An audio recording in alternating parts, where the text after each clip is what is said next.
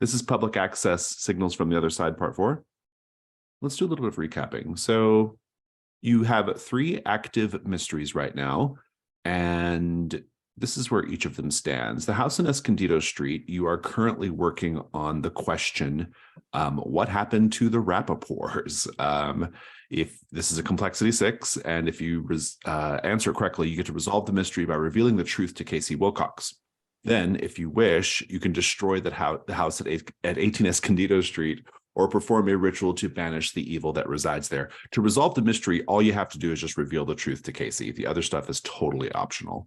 So that is that. You have 4 clues remaining to be used. That is enough to trigger answer a question because you only have to have half the number of the complexity, but it would be a pretty tough roll. So you probably need to find a couple of other clues before you attempt that one, or just, go for it. It's up to you.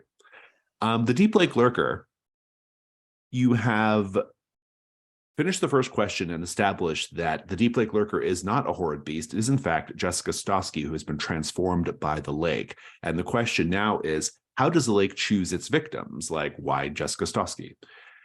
If you answer this correctly on a complexity 4, you get to resolve the mystery by confronting Jessica Stosky and then performing a ritual to break the curse on the lake. That's a more involved resolution than Escondido Street. You have 4 clues, but 2 of them are not defined yet. I owe those to Ashley, which I'll do at the start. And then Starlight Kingdom, I'll remind you, since that's the newer one, this is the one where there was this old abandoned theme park built upon a mountain mining settlement just outside of town, or somewhat outside of town. Starlight Kingdom. And Starlight Kingdom never opened up. Its founder or owner, Paul Greco, was a bit of an eccentric, we'll say. He had really interesting ideas about Christianity and outer space, and everyone basically forgot about Starlight Kingdom, except for lately at night, there have been strange lights appearing over the theme park. These lights have actually drawn people to it, not just all of you, also the band Psychic Narwhal Messiah, who we got to meet last time, as well as a few other locals and weirdos. And you have one question here right now. Was the founder of the park influenced by an alien intelligence or a psychic anomaly? There's some history there with Paul Greco. And it's a complexity 4. It unlocks the next question when you answer it correctly. And I owe Nathan a clue that he got when he explored the abandoned, or the sort of like weird little building, the nondescript building that's in the theme park. He did that with Sparkle Raptor. And so I'll give you a clue there. The Latchkeys are, there's quite a few conditions on the table right now. Ashley has Sore and the Next Victim. Nathan has Sore, Starstruck, and Derealization. Topher's doing okay as far as conditions go with just the glitch in the lake, though. Topher's got plenty of lowercase c conditions to cope with. So we'll see how that all goes. And then Sean has Marked by Patient's Head, which has been a really problematic condition for you, Sean. It has effed you up a few times at this point. Maybe something worth taking care of. And so I do want to continue checking with the characters a bit. Jazzy, I gather that you have created a custom move for Ashley's advancement. Let's just read the text out loud and talk about it. Okay, so if you would take a condition due to something scary or dangerous, you may choose to recklessly disbelieve it with the power of optimism. Instead of marking the condition, you mark a box. When 4 boxes are marked, you break. You must lash out in excessive violence at the next threat to physical harm, or next threat to physically harm you or others. When you are present, reset all boxes. I like it. We're going to bump it down to 3 boxes instead of 4, but otherwise, it's good. And when you come up with a name for that, let me know. But aggressive repression. I was thinking of kill them with kindness. Oh yeah, it's like, that's pretty good. A saying, the play on. Yeah, all the happy, moves are little but sayings. Also, yeah. Good. Fabulous. Are there any other advancement things that anybody wants to tell us about, or particularly people watching the video who might not be aware? Yeah, Nathan grabbed in advance, so I took a new latchkey move. Nathan now has Sight Beyond Sight, which whether it's premonitions, understanding omens, or just plain old having a hunch, you are able to glimpse a little into the future. I took this because of that fucking highway maintenance worker. The first time you enter a location, I can ask the keeper what is about to happen. You will answer truthfully, though not necessarily completely. And if I've marked the sandstone arch, which I have, I can also ask, why is it about to happen? And you must answer that too. So Fabulous. Love it. Any other advancements that took place? All right. Well, let's check in on these clues before we begin anything. So this Starlight Kingdom clue, I'm just going to grab something from the list. This may not be perfect contextually with what happened last time, but I can't remember exactly what was going on. So we're going to just kind of hand wave that a bit.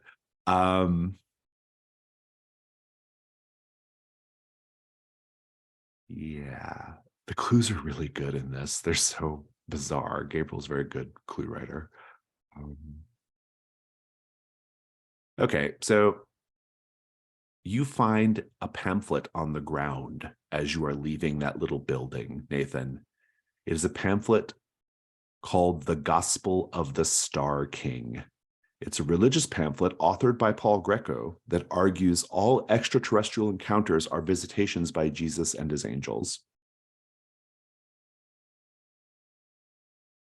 That's your clue. And then I owe Ashley 2 clues on the Deep Lake Lurker. Again, we're not going to worry about the context of these clues. We'll just say you found them in some manner. And here I have to review them a little bit because we have so many clues that have either been used or already on the table here, but I think I've got it sorted out. First clue, Ashley.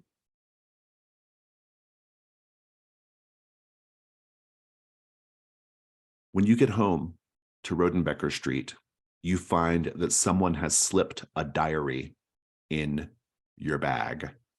The diary is Jessica Stosky's diary from when she was a camper. And it's mostly just like tween girl shit, but then you get to the end and it's like frantically written over and over and over again in the last pages. I am next. I am next. I am next. I am next. First clue. Second clue. You heard some chatter.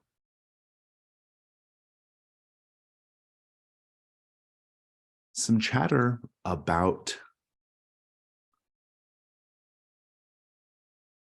another camper named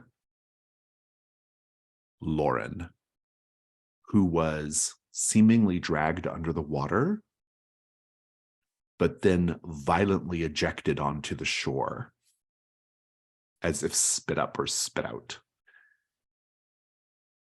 And the kids are just like, it's the Deep Lake Lurker. But then, of course, it's like they're like using it as an opportunity to bully Lauren because even the Deep Lake Lurker didn't want her, right? So that's kind of what's going on with that. And I think that settles us up. If you haven't already done so, and you wish to do so, you can change your your dawn questions. But otherwise, we're going to kick right over into the day. I would normally present a new mystery here if we had less than 3 active ones, but we don't. And so we will just begin with regular scenes. Let's just go around the table and find out what everyone's interested in doing, especially those folks who have lots of conditions. I'll start with you. Nathan, what do you think about for today? Oh, that's a great question. Come back to me. Very well. I shall instead move over to Ashley. I would be okay with a vulnerable move, of course. And I think other than that, I think it's time for me to develop the pictures on that camera that I got from Daniel. Yeah, very good. There should be a few on them by now. Indeed, indeed. That is another clue, right? Or is that the clues that were one of the clues I owed you from the camera? Or was there something else going on? I think you just, if I remember correctly, you just said like, if you develop the pictures, you probably get a clue, but we Gotcha. just, Got like you. write it Okay. down Got anywhere it. because Got it it. Got it. needed Yep. some follow-up first. Sounds good. Okay. So going to get the pictures developed, that sounds like a good thing to do. And then nostalgic move if anybody wants to do it. What do you think, Sean? I think before people depart for the day, I would love to see the group react to a bit of news Sean has. Yeah, this is the very next day, by the way. This day phase is right after last night. So so you want to have the group together? Yeah. But not Topher right away, I assume. Topher, TV's off. Yeah, once Sean's done doing whatever Sean's doing, what do you want to do today, Topher? I was thinking maybe having a nostalgic move with Nathan. Okay, I like that. Why don't we have the scene with Sean and the little house meeting, and then we'll kind of go from there. So go ahead and set up the scene, Sean. What's going on? I think so when last we saw Sean, he was running out of the house on Escondido Street, chased by Patient's head. And I think he would have headed right home and waited for everyone to get back, probably just sitting in the living room, like staring at the blank TV.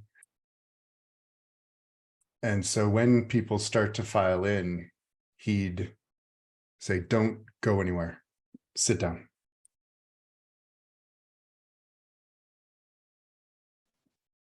What? Just sit down. Sean, I don't have the time or the mood to talk right now. Can I? Second, just sit the fuck down, Nathan. Please. Are you okay?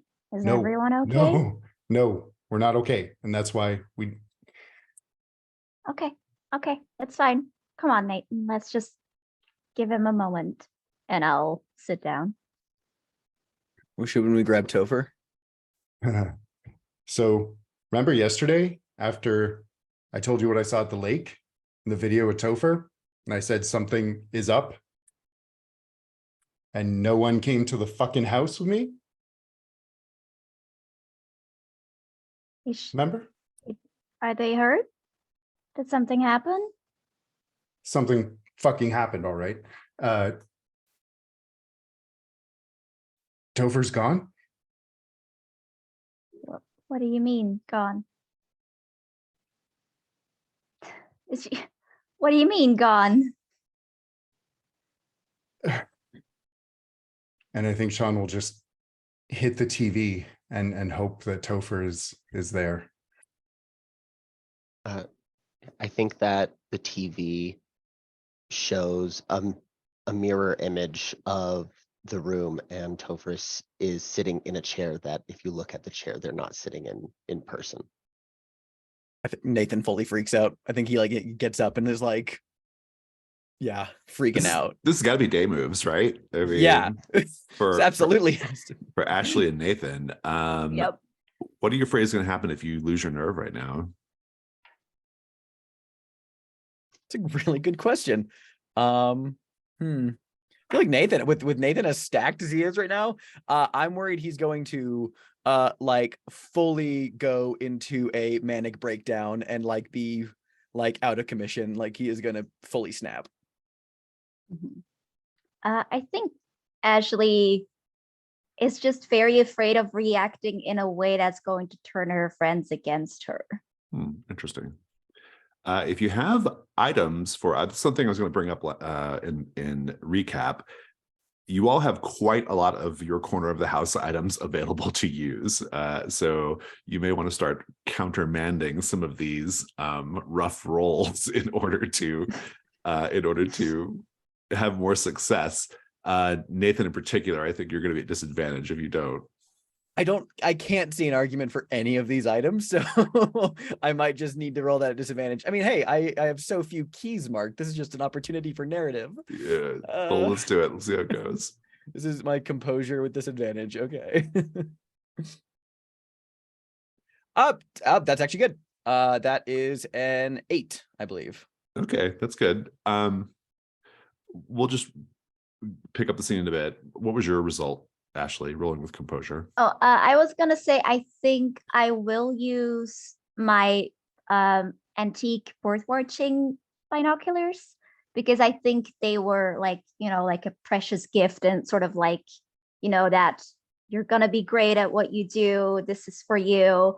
So it's sort of like a lucky charm, which I always like Oh yeah, I'll take wear it. them. Yeah. And I'll just, like touch them and be like trying to ground myself that way to I'm into get it. advantage. Yeah. Okay, I needed that. It's a 6 and a 4 plus composure is just 1, I think. So 11. We made it. Ashley keeping it together. Nathan, I have to tell you how you'll be vulnerable, and you can avoid this by basically just walking out of the room, just essentially just being like, no, fuck this, and like leaving. But the way you'll be vulnerable is the way you'll be vulnerable is the next time you have to watch an Odyssey tape, you will see someone from your past in it.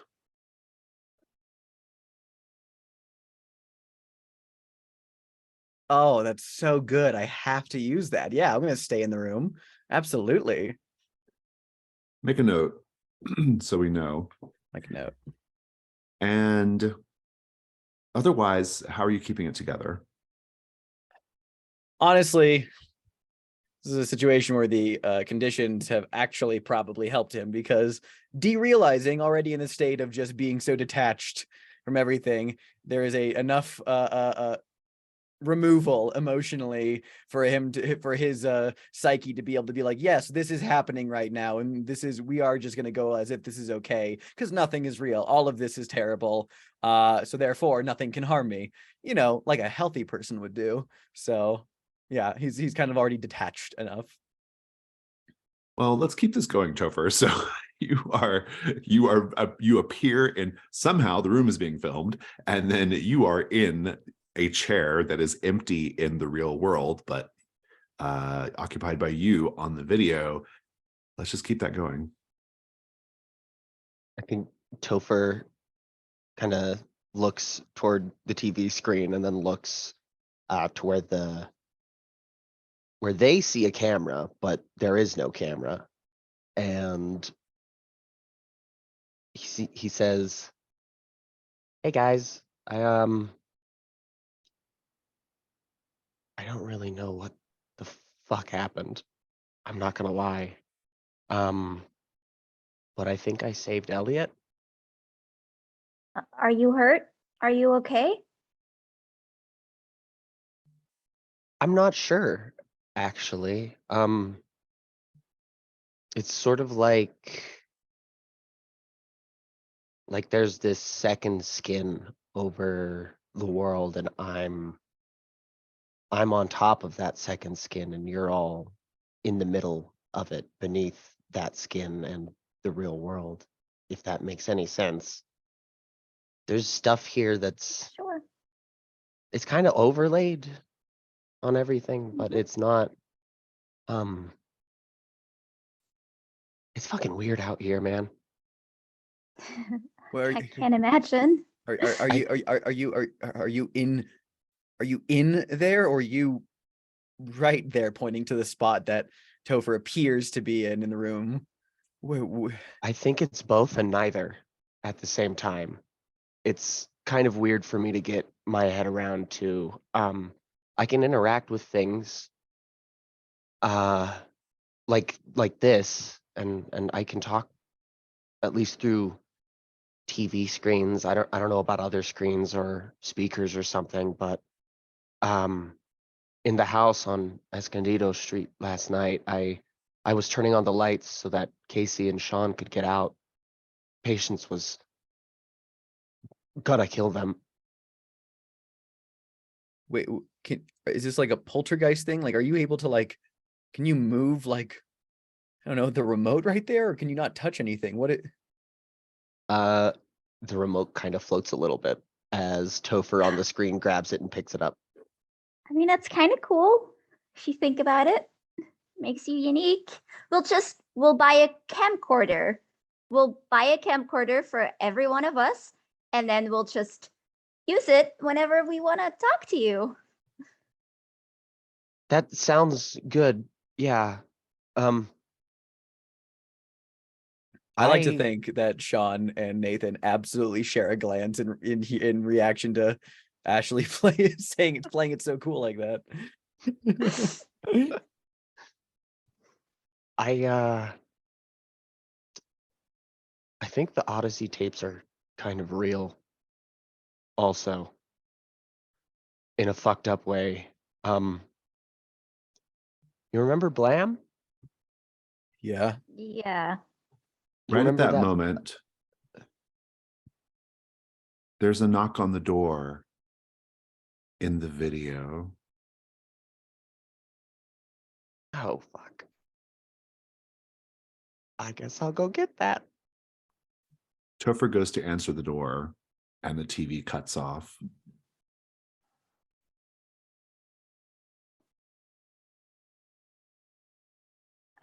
I think Ashley is immediately in front of it, trying to turn it back on and be like, Topher, What? are you It won't okay? work.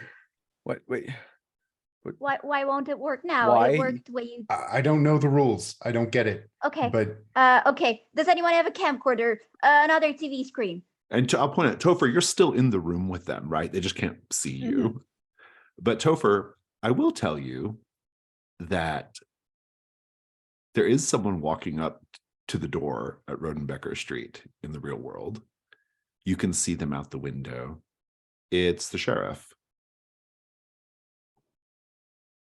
I think that I flip open my laptop that is probably still by where I was sitting when I was updating the blog last, and I start Cops was a thing in 04, right? Oh, sure. So I start playing Bad Boys at max volume. I think almost comically, there is no reaction from Nathan other than him looking at it and him just blank, Jim Krasinski office, just face just going, oh good, Topher's still here. And there was a knock on the door. Okay. We hear the music play, right? You do, yeah. Okay. Your friend? And I look at Sean. my friend Sean's gonna give Ashley a look as he goes to the door and just swings it open like, okay, what? Oh, It's Sheriff Hanscom. He says, oh, hey there, Sean, right? yeah, hi. He kind of comes in and he's like, can I come in? Yes. Wait, I'm not supposed to say yes, am I? Warrant? Is this a not warrant that- situation? It's not that kind of situation. Okay, yeah. Sure. Though you do seem a little spooked right now, Sean. Is everything okay? No. Actually, I should talk to you, but what brings you here? I just got reports about a disturbance, something going on over at 18 Escondido Street last night. I had kind of a sneaking suspicion it was either you or Casey Wilcox, and well, I can't find Casey. And so here I am checking in. I know that you and your friends are here, doing an investigation or something, some kind of thing. I don't really know, something for the internet, I'm sure. But I don't care. That's fine. As long as no one's getting hurt, like I said. That said, I do have a responsibility to follow up on these things. They heard commotion. They heard sounds of a struggle. I popped in, didn't see anything. Have you seen Casey? I was with Casey last night, but we went our separate ways after patient's head tried to stab me. Come again? Yeah. No, she was in the house and she tried to stab Casey and I, and we just made it out. Well, Patience was at the town meeting last night. She was there for at least 2 hours, and then we all had coffee and bun cake afterwards. I don't she wasn't really in a position to sneak off and chase you around an old abandoned house with a knife. That's you, Casey's not at his place? No, but there's no telling. I mean, Casey, he tends to get around, if you know what I mean. I don't. But could you maybe just come to the house with me? Sure, yeah, but that's going to be it, right? Or like, hopefully. I mean to say, I'm going to go help you put your mind at ease with whatever's going on over at that house, and then you and your friends are going to stay out of it from now on. Oh, I don't kind of look back over at the others. I think we can do that. Are you all yeah. okay? You all seem like I don't know, well, it's a bit of a cliche, but it looks like you've all seen a ghost or something. Let's just say we saw a very scary movie on TV. Okay, well. Also the almost stabbing. That was kind of intense. Yeah, about that. I mean, do you want to make a report or something? I mean, maybe it was just somebody who looked like Patience. Maybe, the mind does strange things. Aren't there 4 of you too staying here? There is. Oh, okay. Yes. Topher's just shy. They're fine. Everything's fine. Yeah, all right. It's All just right. been fine. Yeah, they're just hanging around. Yeah, Great. I think I would like to make a report. Okay. Do you want to come down to the station or? Maybe the house we can look at first. Okay, sure. Yeah. All right. Sean, do you want someone else to go to? Yeah, that would have been great last night, Ashley. But sheriff's here, so Okay, I'll go too. I think that's probably for the best. I have some taquitos from the gas station if anybody wants an extra. I'm good. Sounds great. Okay. And he finds his taquitos, one of them is missing because Topher's eating it. Topher's eating its keto. So Which of you stole this? Ashley and Sean, are you going with Sheriff Hanscom right now to 18 Escondido Street? I think so. All right, sounds good. Yeah. Nathan and Topher, what are the 2 of you doing? Well, I think Nathan's going to go up to his room to close the door and paint and maybe just shut out the world for a bit. But this segues great into a nostalgia move that Steph and I talked about between sessions. So, Okay, very good. Well, why don't we have that scene then? yeah, I think Nathan goes up into his bedroom, like shuts the door. He's moving with just a complete numbness around him, and just begins to just set up his he already has like the easel set up in his room and everything, and he just takes out his art supplies, and I think he just doesn't know what to do at first. He goes for like the tubes of paint, but actually I think instead he goes for like charcoal pens and like he's just doing some just kind of like sketching, just mostly just like some kind of kinetic activity just to keep his mind and hands busy. The TV's not even on when he starts to do it. But Steph, feel free to take it away from there with what you had in mind. So I think that the TV, it turns on and it is set to Bob Ross, The Joy of Painting.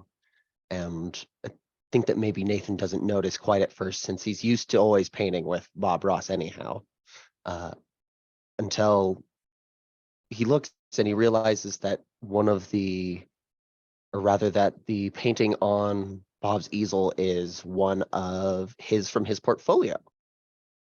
And I think that if he looks at the portfolio to see if the painting is there, it's not. And that's because on second look, Topher's dressed as Bob Ross on the set, painting Nathan's painting. Topher, what the fuck are you doing? I'm not kind of sure. So sometimes things happen. So you I was in didn't. a cooking show last night, So now and now you're Bob Ross. and now yeah, nice painting by the way. It's good. Can you change the perm? It is really distracting. Maybe. I think they try to, and it just kind of tugs. No, it's my hair right now. Okay. I was hoping it was a wig. I really was. It's not. It's Nope. not. It's not. No. He really did that every day. Basically, it sucked. He hated it. Yeah, famously hated the perm. But you know, I mean, yeah, it's rough. How are you holding up, man? You are. he busts out laughing at that question. Until like he has to like kind of like cuts off with just a choked wheeze as he just like has I don't know how to respond to that. The TV just asked me how I'm doing. my missing housemate who now is dressed like Bob Ross is on my TV asking me how I'm doing after poltergeisting the Cops theme song in the previous room. Well, I couldn't. I was trying to let you guys know that the cops were coming up. I really appreciate that. I would have He, like, said something, sits on but the edge of his bed, like he's just like, and will now like look fully at the TV, like kind of engrossed, and then just goes, "So you don't control this?" it's weird. It's sometimes I can. Most of the time there are cameras everywhere. Like all over the place. Yeah, I All think over like the world. Not yeah. just in places where like security cameras are. Oh, I Like thought when you saw the room on yeah, the TV earlier, yeah. Uh-huh. there's a camera behind the couch. No, there isn't. Yeah, I know. So you can It see cameras that don't exist. I think they only exist on this sort of so imagine you have this Band-Aid and what you're protecting your wound from. Your wound is the regular world, right? In this metaphor. Just go with me. It's a little weird. I'm with you so far. The Band-Aid is, it's thin, but it's enough to keep all of the not normal shit out. And all of the infection and the germs, have you noticed a theme in this town with signals and stuff? Yeah, I've noticed a theme in this town with signals and stuff. That's the infection, for lack of a Sickness. better word. Sure. Yeah. I don't know if it's really like an unnatural thing or not, or maybe it predates us. Who knows? But it's the Band-Aid is peeling off. Maybe a better metaphor. Maybe a better metaphor. Let's maybe the Band-Aid thing. Okay, I get it. I think that kind of minimizes the seriousness of the situation you're talking about. Maybe let's call it like, Chernobyl. Let's call it radiation and lead casings and safety shells and whatever they do over there in the. Never mind. Just yeah. Okay. So basically, what you're saying is that other side is an open reactor core pumping radiation out into the world, but the Band-Aid in this case is a cracked and really faulty lead casing over it. There's a knock on the door. Jason jumps. Oh, not Jason. You're Jason. I'm Nathan. What the hell? Nathan jumps. There's a knock on the door in the Bob Ross studio. The camera pans over to a dark, poorly lit space on the studio set with a red exit sign above it, above the door. The knock continues. Is the Topher, is the TV about to shut off? What is the Um, second knock in what's happening? Maybe don't might- answer that. it might be, but I have a feeling it might be someone who knows more than me about what's going on, actually. I'm gonna try and open the door. If the TV turns off, I'll tell you what happens when it turns back on, I guess.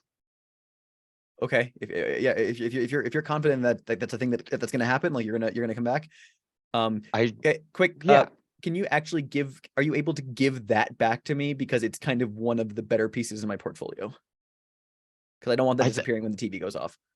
I think it'll probably be back when it does. Oh, okay, good to know that. Okay. I think Oh. so anyways. It kind of just showed up when it turned on. So Okay.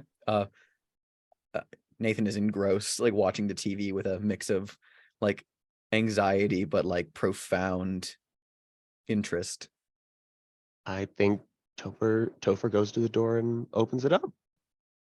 We see Topher approach the door, walking off the set, or off the recorded part onto the empty set to this emergency exit. The door is just knock, knock, knocking, knock, knock, knock, knock, knock, knock. And Topher goes to open it, and the TV goes off. God damn! He actually stands up and lashes out, and smacks the easel, and it lashes out, but then just has to sit back down the bed and just kind of like curl up his fist and just like sitting there like shaking a little bit watching it. Nostalgic move. You're both entitled to clear a condition. I think Nathan, probably derealization, because maybe this is becoming more real for you. I don't know. It's up to you. I think that as absurd as that was, I think having it explained helps him. And then maybe you're getting control of the situation, so you want to lose the glitch in the lake. I'll leave that up to you, Topher.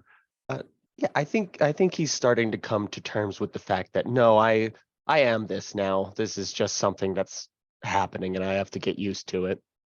Topher, you are entitled to stumble on a clue. And that's great. You get to create the clue. It can be for any of the mysteries. However, the clue can only be incorporated into your list of clues if you narrate it into Odyssey tape. So it is a provisional clue until then. So be thinking about it. Let's pick up with Sean and Ashley. You can walk to 18 Escondido Street with Sheriff Hanscom. You just cut through a couple of backyards, and he says, "Now, do you mind? I have to ask, what exactly are you all doing in that house?"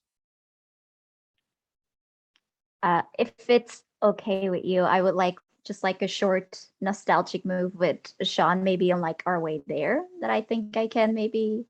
Yeah, I mean, I think he's going to probably he's probably going to take you to the house. It's not far. And then he might just like hang back while you all do whatever you're going to do, if you want that scene then. But as you're walking over, he's like, "What are you doing?" Just investigating. Casey asked us to.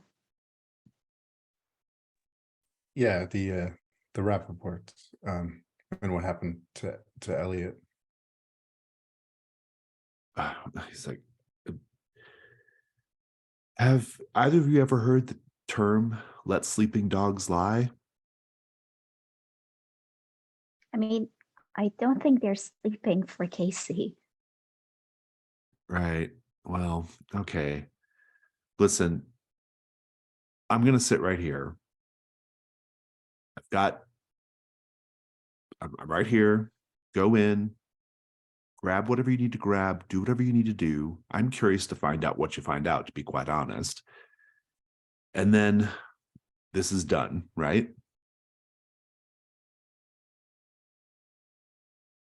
I mean, it's not really done until we find an answer, right? Isn't that your job too? Yeah, except the difference is there's no crime that needs to be investigated. This is not my remit. The No, I Rappaports mean, just disappeared. People disappear. sure, but you wouldn't call an investigation off because things are happening. You wouldn't be like, oh well, guess we don't need to find a culprit anymore because it's been going on for a little while. I'm And guessing you don't. I'm guessing you haven't had much interaction with small town police departments before. Sometimes things just No, get let go. Things go cold. People move on. Budgets are constrained. Oh, well, that's not what happens on TV. I suppose not. You got 20 minutes. Thank you. If somebody screams, probably could use some help. Right. Okay. Well, I'll pay attention for screams. Great. Yeah. Thanks. And I think as we go in and we're sort of looking around, I think I'm gonna go like a little creative, I think. So let me know at the end if you think it counts. But I think Sean, there's this moment where like Ashley's hand kind of bumps into yours and it looks, like we're just looking at stuff and it happens. But then I think you feel that there's a note in your hand. It's like a pink sticky note that Ashley, like she probably like carries it around a lot to remind us of groceries and stuff like that, right? And I think, yeah, it's a heart-shaped pink sticky note, and I think on it in glitter pen, it just says, "I'm very sorry I left you alone." And then Ashley's just like pretending like she didn't give you anything, right? Like she's looking through stuff and doing the thing. Sean will read the note and he'll kind of think on it for a bit as he's trying the lights that Topher turned on despite there being no power. And he'll say, it's not. Look, we're supposed to be a team here, right? And if we were more of a team, maybe what happened to Topher wouldn't have happened to Topher. I know. And I know you and Nathan got whatever you got going on, but Nothing. I don't know what that means. I don't know what you're saying. girl, please. I just, Whatever, it doesn't matter. But yeah, just, it doesn't matter. we need to be a team on this. Okay. No But, one else I gets mean- sucked into TVs or whatever. No, we'll buy the camcorders and then it's going to be okay. I'm sorry. I'll go with you next time and I'll be better and I'll just be there. No, like, that's not what I don't need you here all the time, but we can't. Topher went on their own and we got to be more in tune with each other. That's all. right. And maybe the camcorder is a stopgap till we find out how to fix it for real. Okay. We'll be okay. I hope so. Let's check in on the move. So nostalgic move. Whose takes you back was being triggered there? So I was trying for Ashley as like passing notes in class. Okay, so this yeah. is kind of like that, like I'm passing you the note and then like kind of trying to recreate that feeling of doing it. Yeah, I'll take it. And so what do we think about the conditions, if any got cleared? I mean, Maybe- mine is sore, so I'm not really sure. Yeah, if I'm that not sure. counts Yeah, here. I'm not sure if Yeah, you I can. don't really think so. Marked by patient's head. I mean, maybe just like the assurance of the sheriff being out there, and also that patient's head like is there's something going on with the house in Patient's head that's not necessarily Patient's head. I'll let you decide, Sean, whether you think that applies or not. I think that's good. We Have- also got Mark With my floating move, around. you can either clear another one or, I mean, I guess take feeling good, but I'm not really sure if that applies in this situation. No, I don't Feeling think feeling somewhat good less is. awesome. Yeah. Feeling somewhat less awful. Very good. And Sean, you'll get to stumble on a clue while you're in the house here as well. Let's take a 5-minute break. We'll come back and continue. Nathan, you can smell cigarette smoke coming from downstairs. I think Someone Nathan- smoking in the house. Yeah, I think Nathan's like that snaps him out of his like where he was just kind of like staring at the blank TV for a while, and he just kind of goes, I told them that I don't like the smell of cigarette. God damn it. He's gonna like get up and like walk downstairs like to go see like who's smoking in his house. But then I think he's halfway down the stairs and he realizes, wait, they all left. What the hell? Like he like stops and's like, and he's gonna now like move kind of like slowly, like, who's here? Hello? There's definitely someone downstairs. There's definitely someone smoking. You can see a trickle of the smoke coming up from downstairs.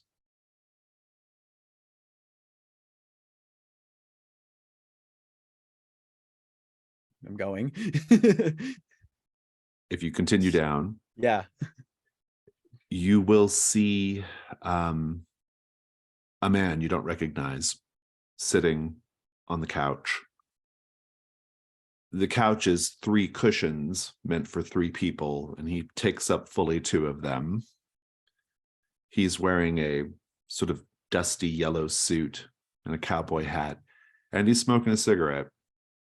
Big guy. And he says, "Good afternoon, Mr. Toomey. I hope you don't mind that I let myself in." Yeah, I kind of mind. I kind of mind. Yeah. "It seems like you and your friends have had a very, very eventful morning." Who are you?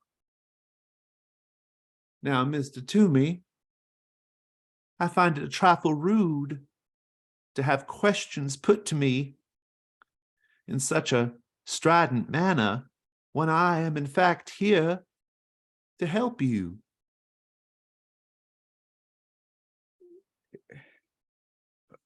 Okay. Yeah, okay. Sure. I normally think it's kind of rude when people enter places unannounced, but okay, sure. What are you here to help with? He looks up at you and he has, in addition to his quite large size, you can't help but notice as he raises his hand to take a drag on his cigarette, he's got 6 fingers on that hand. Hands are so hard to do. Don't I know it?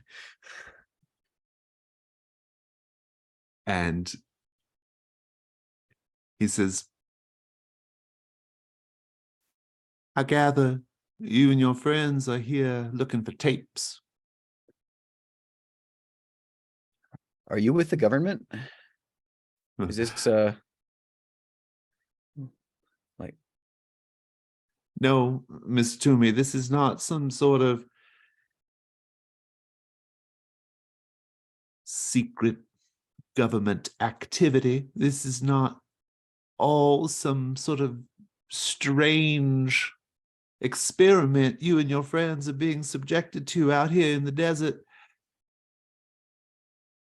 I am merely an interested party." I see. Yeah, no, we're yeah, we the tapes. We're interested. Yeah, we're interested in the tapes. "Excellent. I have one for you then. Are you the person who left the Happy Jack one on our doorstep a while ago? He goes into his pocket and he does indeed pull out an Odyssey tape. He says, "No, that wasn't me. Seems you have many admirers and helpmates here in town. You should count yourself lucky." Okay.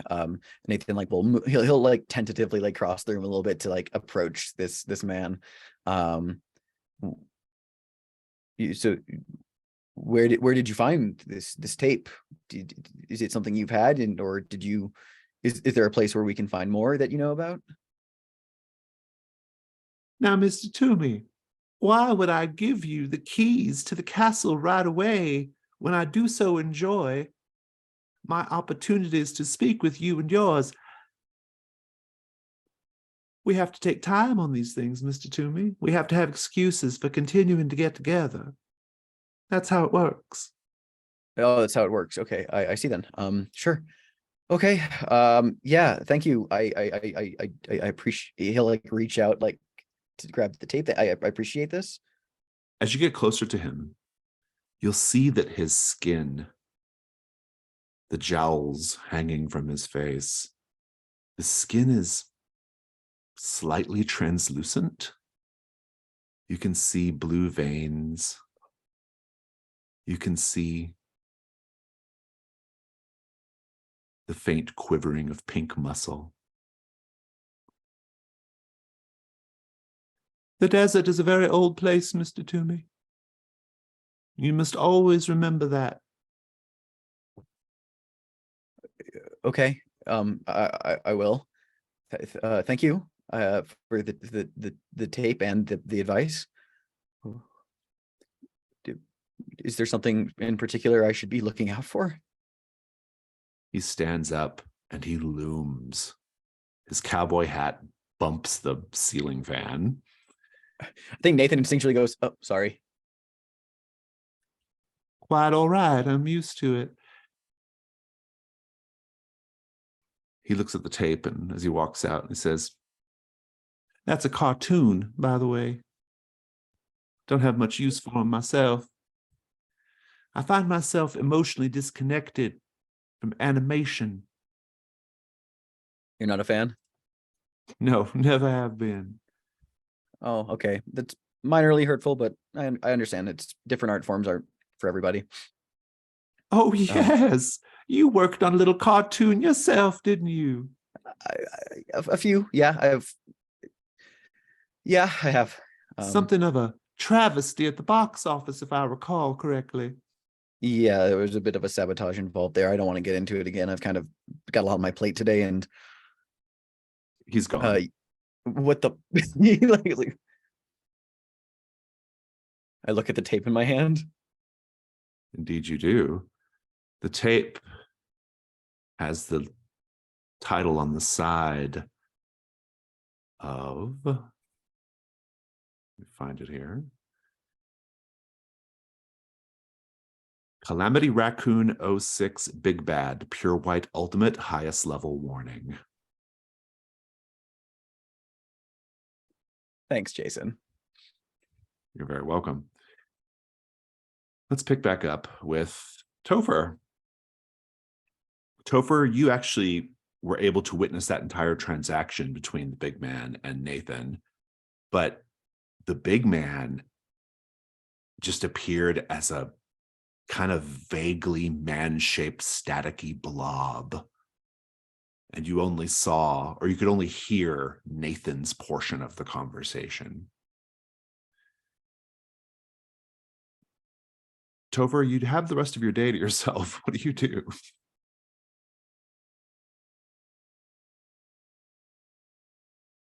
We can't hear you, Steph. All right. Can you hear me now? We can, yeah. Sick. I think that keeping in mind sort of what's happened every time one of us has gone off alone, I think that Topher is going to try and basically hang around Nathan and try and be like a ghostly angel, guardian angel, for lack of a better word.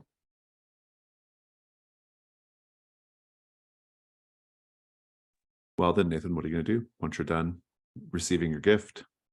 Yeah, Nathan's had a weird morning. I think he'll put the tape like away, just kind of like somewhere in the house, and just be like, all right, cool, that's something to get back to later. I think he's gonna go out. He's feeling he's the only one at home right now, and after that encounter, it's like, okay, I'm feeling super like cagey and cage. Like I gotta get out. I think I need a breath of fresh air in the form of maybe a trip to the lake. Nathan's not a fan of the lake, but I mean, who knows? Maybe reconnecting with nature will help him. Sounds good. Let's pick back up with Sean and Ashley. So, Sean and Ashley, you are in the house on 18 Escondido Street. You've got a little bit of time in here before the sheriff's going to shut down this whole thing altogether. He's humoring you, mostly in the thinking is if he just gives you a little bit of what you want, you'll move on from this and we can be done with it. So, Sweet summer child. I will turn to Sean and say, okay, we need to find something big, something that the sheriff can't deny or joke about or whatever. If we can prove that there's something more going on, that maybe he'll give us more time. Yeah, I have an idea for that actually. Topher said that it was like an exchange, maybe. She said that Elliot's real now, but Topher isn't. And Elliot? Hey buddy, are you here? I'll pet my pockets to see if I have Reese's. I think you'll hear, I think basically you'll see one of the little Matchbox cars roll out from the shadows to indicate that, yes, he is. Awesome. Elliot, hey, we've got a friend who it would be really great for you to meet. Don't be scared. He's a pretty cool guy. And I think that he'll kind of walk out. You'll see him. He'll kind of step a little bit into the light. And then he'll look up at the counter where that bag of Reese's is still there from a few nights ago. And he kind of looks at it like hopefully. Oh yeah, all the Reese's, all yours, buddy. If you just say hi. And How does he look? Does he look okay or? yeah, looks like he did when he was last seen. He's like a boy and he's wearing I can't remember what we said last time, but he's wearing some kind of like, like Power Rangers t-shirt or something. And and yeah, he's there, but he doesn't say anything, but he's there. Okay. He kind of nods tentatively. Are you okay? I think something very scary happened here last night. Are you okay? He nods. Okay. I'm gonna go get the sheriff. Just don't be scared, okay, Elliot? And he'll just start backing out toward the front door. Indeed. The sheriff says, so we all good? Actually, there's something inside. It would be really, I think you should take a look at maybe a clue. All right, lead the way. Sean will hold the door open and just down the hall past the TV room. And he kind of steps inside and he's kind of like looking around. He says, gosh, gosh, this place is, it's a wreck, isn't it? I mean, or at least well, surprisingly, I don't know, it's a bit of like a time capsule, actually. Everything's kind of as it would have been, but it just, the smell, I guess that's what it smells like when houses just rot for 10 years, huh? Yeah, I think that's the meatloaf. Right, yeah.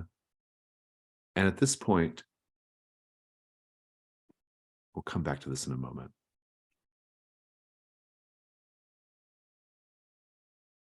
Let's go ahead and check in with Nathan. Have you gone down to Pine Rock Ridge yet, Nathan? Not yet.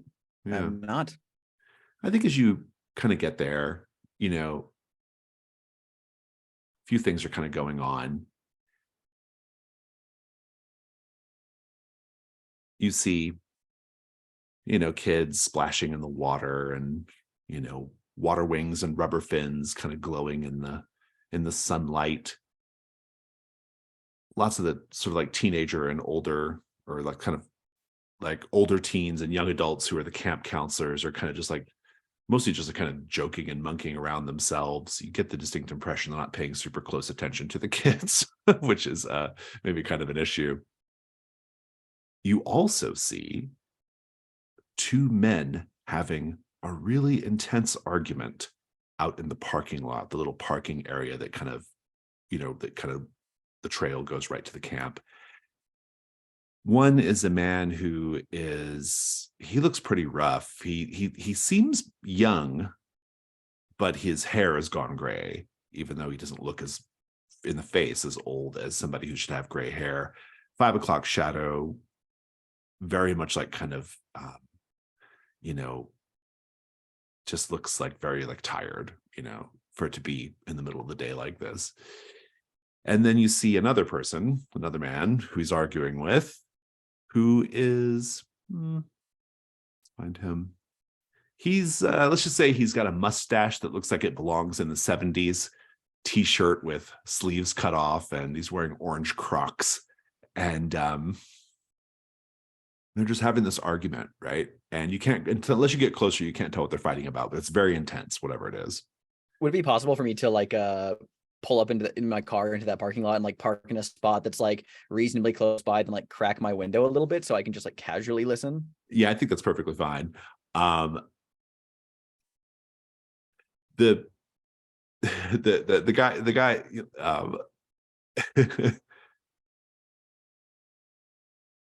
the guy who's there, the older guy, he sounds like he is actually Jessica Stosky's dad, because he says, Jessica, my little girl. He's saying things like that, right? They kind of indicate that's who he is. And he's just like screaming at this other guy. I just want answers, okay? All I've wanted to know for 10 years is who let my little girl go out swimming all on her own? Who wasn't watching her? Where'd she go? I thought that at the very least, my wife and I, or my ex-wife and I, would have a little bit of peace when this place was shut down. And now here you come, reviving all these old memories. Like, is this really worth it, Billy? Like, come on. And Billy is just like, man, this is a free country, okay? This is land that was available to be purchased. These were buildings and assets that were available to be acquired, and I acquired them. Now, I happen to have very, very good memories of Pine Rock Ridge. And well, it was something of an institution, a Deep Lake institution. And I'm very, very sorry about your little girl. And as I have told your lawyers many times, while I regret what happened to her, the current management and indeed proprietorship of this camp has nothing to do with that. That is old, 10-year-old business, Harvey. We got to be done with this, man. It's time to move on. And that's kind of the gist of what's going on there. I feel like Nathan kind of like sits back in his chair and just kind of has to process that for a moment, and then he'll just casually kind of get out of the car, you know, just and not like play it like he's been listening, and just kind of keep it just, you know, pretty level headed and close the door. You know, he's got a satchel over. He's kind of like just walking through the parking lot, just, you know, trying to like, You could take the meddling move with composure.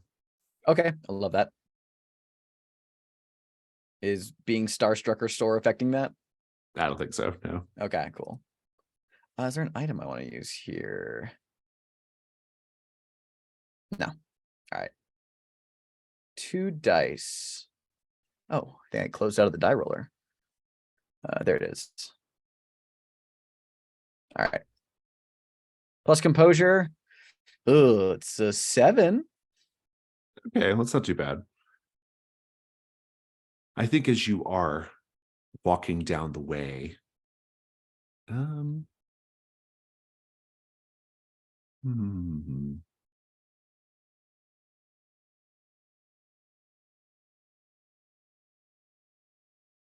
as you're walking down the way,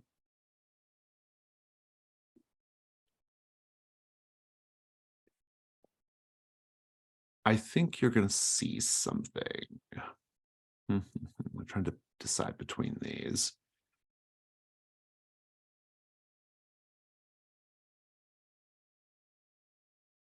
You step into something quite disgusting.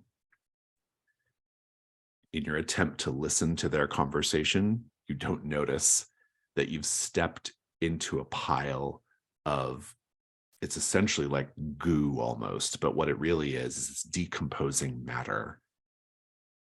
It is a pile of fish and lake birds and like just plant muck that looks like it was all put there on purpose and then just left to rot.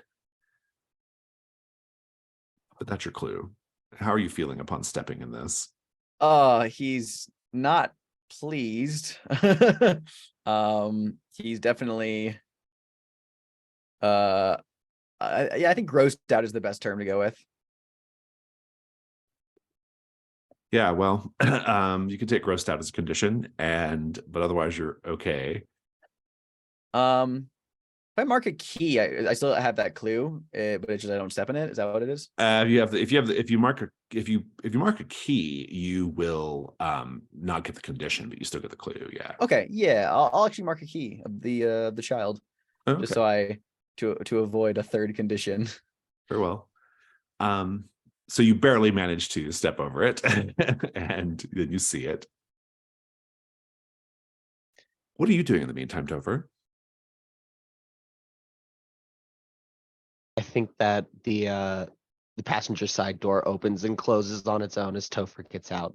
And I think they want to see how far this goes. Can I just stand right in between these two and they not notice and I just listen? Oh, very interesting. Yeah, I think so, probably. I don't know that there's anything else to learn, but they'll keep like having their argument. And you will learn that basically Harvey's life, Jessica's father, his life was just kind of ruined by her disappearance. It put an incredible strain on his marriage. They split up after a few years. His wife she kind of like was ready to sort of move on, and he wasn't. And that was why they eventually split up. Billy James is the new owner of the camp, and he seems like a real dick. I mean, he just seems like a real jerk. Very, very inconsiderate, and not really like, just not at all like concerned about Harvey's pain. He pretends to be, but he's not. You can tell. But yeah, you can kind of listen, and they are so caught up in their argument that they have no awareness of anything strange via your presence. Can I try and... Does Billy have the keys to the facility on him? And if so, may I have them instead? Oh, interesting. Yeah, I kind of like the idea of you taking the keys. It would be the day move. What are you afraid is going to happen if you fail? Honestly, I think they're afraid that they're gonna get like the keys are gonna be seen levitating and she's gonna get ghostbustered. Yeah, we'll see how it goes. Yeah, maybe it'll be that. Maybe it'll be something like that, but not quite that. But it's going to be with composure. Okay.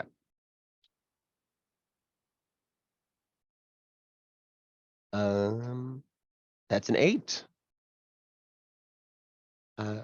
Yeah. I think I'll tell you how you're going to be vulnerable if you go forward with this. If you touch the keys, you're going to discover that your condition, something about the signal that you live on right now and that you're riding on, you actually make a direct connection with Billy James, his psyche, his personality, his dreams and desires. I don't know how much you want this, but if you're okay with it, you can certainly do it. I think that Steph really want this, but I don't know how excited Topher's gonna be to get this answer. You can definitely take the keys. They appear to just like go missing from his vantage point, right? But you have them. And as you touch them, you just start hearing like, I think like as you touch them, you just start hearing like really, really like intense, fast, like 80s heavy metal music. It's just like blaring in your head as you make contact with the keys. And you just have, you're kind of filled up with Billy James's energy. He has like hanging out in the parking lot, drinking beer and practicing nunchucks energy, right? Like that's kind of the guy he is. And I'm curious, I think what I'm going to give you a condition. It's actually going to be marked by Billy James, though he is not aware of you exactly. I think that we'll see how it plays out, but I think he's going to like make contact with you in some way, but in a way that's not super direct. That's awesome. Yeah. But you have these keys. Yeah, Topher pockets the keys and it's like, man, I could really go for a beer right now. Indeed. Sean and Ashley, you're trying to show Elliot to Sheriff Hanscom. And the sheriff is looking in the spot where Elliot should be. You see Elliot. And he says, is this some kind of joke? Is that what this has all been? Is this like some kind of joke? No? Why? What? No? That's Elliot. Okay. All right. This has gone far enough. I'm just going to say this has gone far enough. And he looks at Elliot and he says, how do you even know about it? And he says, how many months of therapy did I go through to get over this situation? How many times did I think about quitting the force? And here you are, just, I don't know, whatever you're doing here, you're playing this little joke. Like you're trying to like remind me. Is that what this is? Are you all trying to like remind me of what happened that day? Is that what's going on? Why would we do that? Why would we be so cruel? We want this to end for you and Casey and everyone. We want to make it okay. And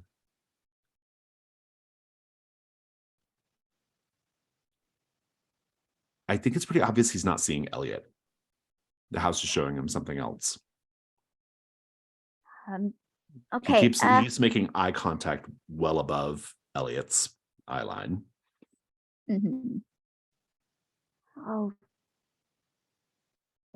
Mark? Mark. Mark was here too, which apparently wasn't possible, you said. So maybe there's just a bunch of people here. I'll go take like one of the Reese's and I'll try to like hold it out to see if it disappears from my hand and gives him some kind of clue. I think this is all going rather poorly. Sheriff Hanscom, he says, all right, I'm shutting this down right now. Let's get out of here. Everybody out. You too. And he says, I don't know who you are, but let's just go. Come on.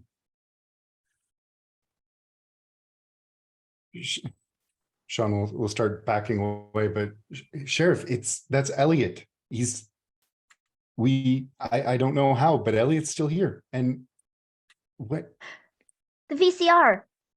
The VCR. There's no power in the house, but the VCR keeps blinking, right? And the TV works. Look, this house And the is TV all works. sorts of fucked up. He's like, fine. I'll humor you. And he like strides across the TV room to where the TV is. He clicks it on. Nothing happens. The VCR is not blinking 12. He's like, Oh. He's like, all right, we're done. This is done. And I mean, it's very rude of the house. This is very rude. And I look at the house and I will look at Elliot. Do I still see him? yeah, Elliot's still there. Okay, He I'll just goes like, crouch- he just shrugs like he doesn't know what's going on. I'll crouch down and I'll hold out my hand and I'll say, all right, Elliot, we are trying to find out what happened to you and the others, but I need you to help me right now, okay? I need you to do whatever you can to show this man that you are real and that what happened to you is real. Now we need to fix it. Can you do that for me? I need the day move for you to basically convince Sheriff Hanscom not to shut this down completely. I think it's Yeah. probably what you're scared of, but if there's something else you want to add, please Mhm. say. I honestly think I'm more scared of disappointing Sean. I think like Ashley is still in that space of I keep fucking up stuff for my friends and I need to just like really not do that right now. With All composure. right. Composure. Okay, that is a 10 total. He says, this is all so weird. And Yes. he kind of just like walks up to the frame of the door and he looks at you and he's like, how did you even know about this? About Elliot? Casey told us. No, no, not about Casey or Elliot Rappaport. No. How do you know about that kid? What? And Sean will look around. What kid are you talking about? The you know him. The kid, the teenager from 3 years ago, got into the car wreck, and I couldn't rescue him. He was pinned. Why would we know that? That's How what I want to could know. we know that? How could you mean, know think that? about And then it. you get somebody here who's dressed up like him, hanging out in this house, Okay. apparently to play some kind of prank. Doesn't it make much more sense that it's a ghost? Think about it really hard.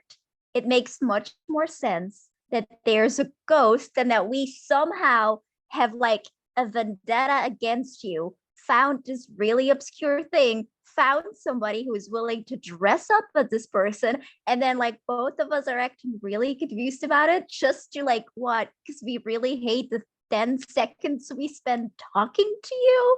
A ghost And- makes so much more sense. Doesn't it? Sheriff, look, I know we don't know each other well, but I owe you my life. I'm not gonna fuck with you like this. I promise. He just like I'm not- walks out in exasperation, leaving you both there. Yeah, we I may am not have wrong in sold this. that wrong. I mean, I'm not No, wrong in you're this. right, The ghost you're makes right. much more sense.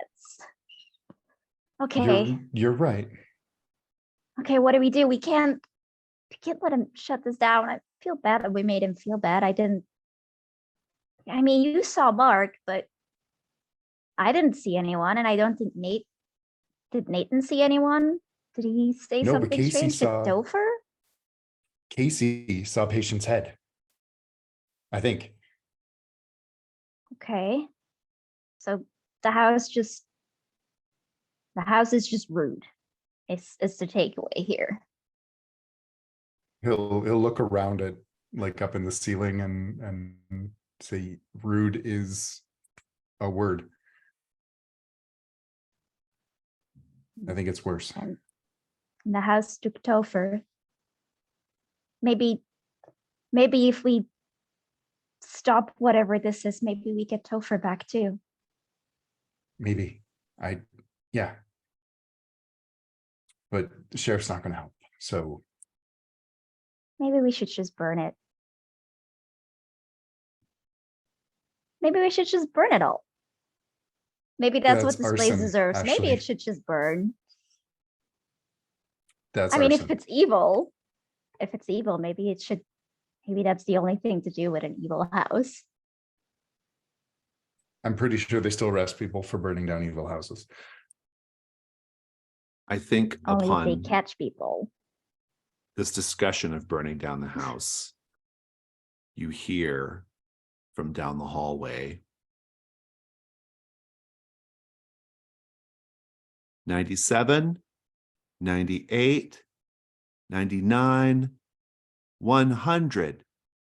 Here I come. Let's cut over to Nathan. So Nathan, what are you doing now? I think Nathan's gonna walk down the trail from the parking lot towards like the camp, or maybe just like the periphery around the camp, just in nature, just kind of. I think if he ends up anywhere in particular, he did not realize he was walking there. He's just kind of just in his head as he's walking. Yeah, let's talk about the beach, Black Rock Beach.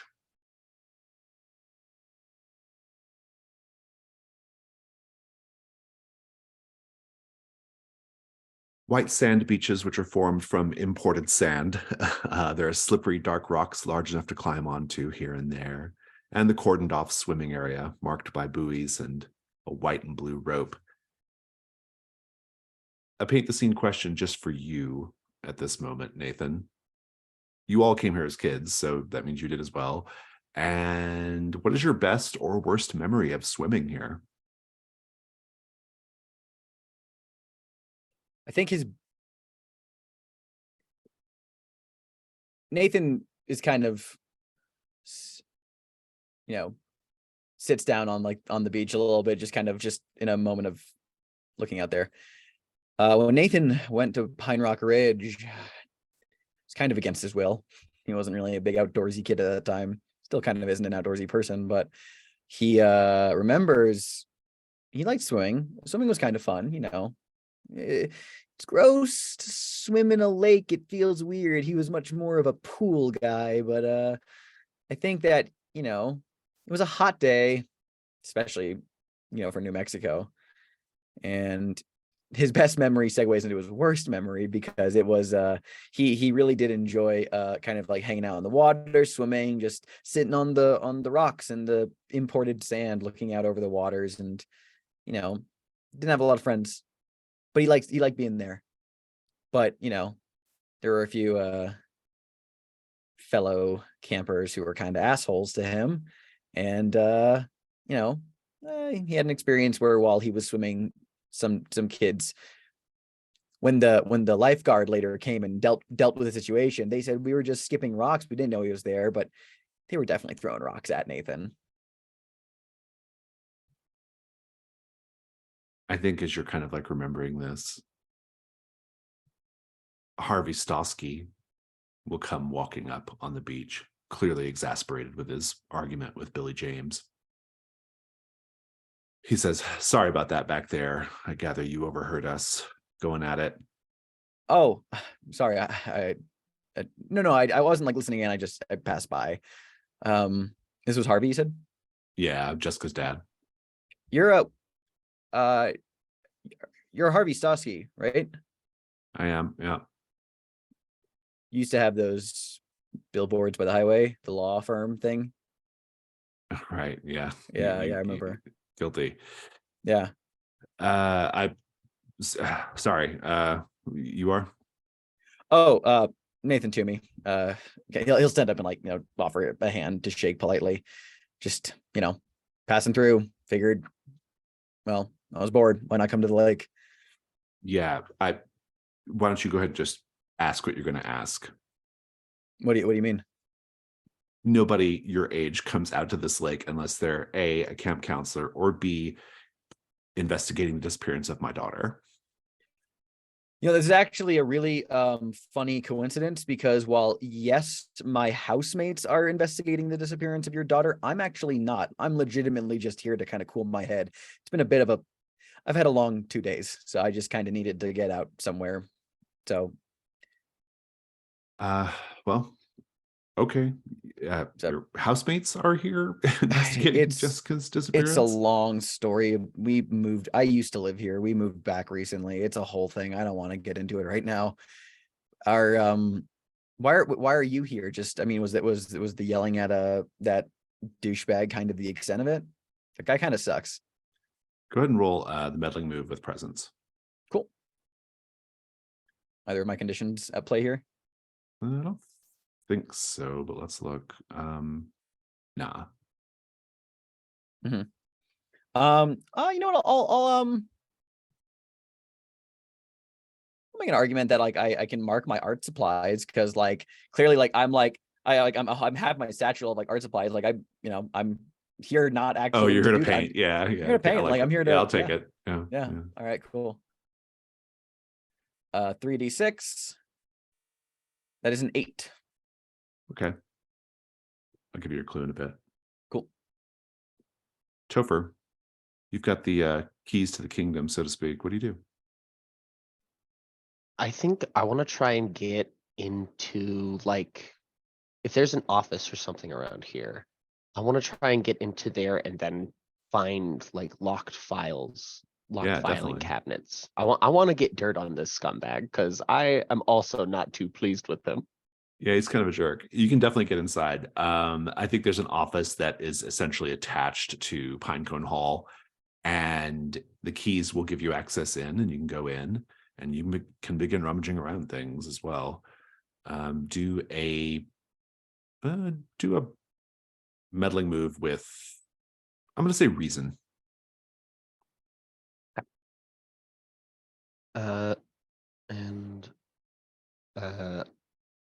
Does being marked by the guy whose office I'm rummaging through give me disadvantage for this? Not yet. I think you're okay for now. Okay, cool. I think that as I am rummaging around in this place, maybe I find a combination lock that the keys don't help with, and so I use my sheet of random codes that I have collected good. to see if one of them fits. I think that maybe they're like a list of all the default codes of a number of different lock brands. I like it. Yeah, you can roll with advantage. Cool.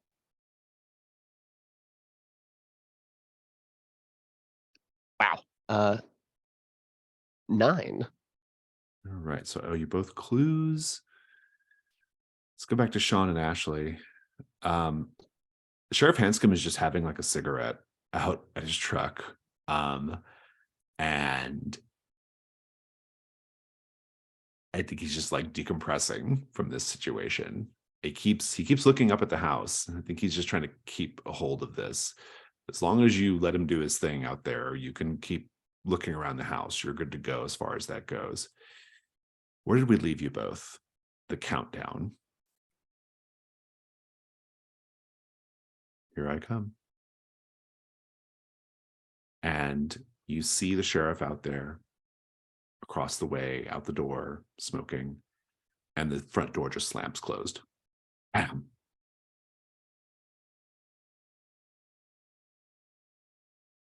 The mini blinds drop of their own accord, and then close, plunging the house in darkness. You hear a voice, a woman's voice, Patience Head's voice. A fire on Escondido Street would not do. That would be very bad indeed. We only have a volunteer fire department here in Deep Lake. A fire could spread out of control. It could damage neighboring properties. What kind of president of the local homeowners association would I be if I didn't take action when I heard about such malevolent intention? Sounds to me like you're just scared. Like maybe we're right on track. And then you hear right over your shoulder, breathing down your neck, Ashley. It sounds to me like you need to have your guts spilled on the carpet. Sure, maybe. I think you feel a hard grip on your arm, bony fingers digging into your skin. Sean, what do you do right now? It's still. Do I see Patience Head? I think you do. I think even in this dim light from, the dim light that's still in the room, you can see her kind of walk up behind Ashley and grab Ashley by the arm.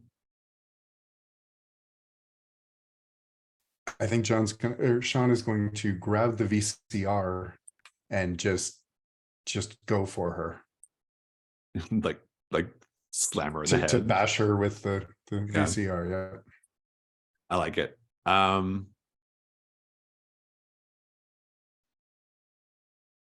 I will let you do the night move with vitality. What are you afraid is going to happen if you fail? I won't be fast enough to prevent guts being spilled on the floor. Yeah, I think probably. I think it's worse than that. I think that there's probably somebody else in the house as well that you have to contend with. The house is not playing around anymore. Go ahead and roll with vitality. Could I make a case for Sean having his creatine this morning for a little bit more oomph? Yeah, feeling extra strong, go for it.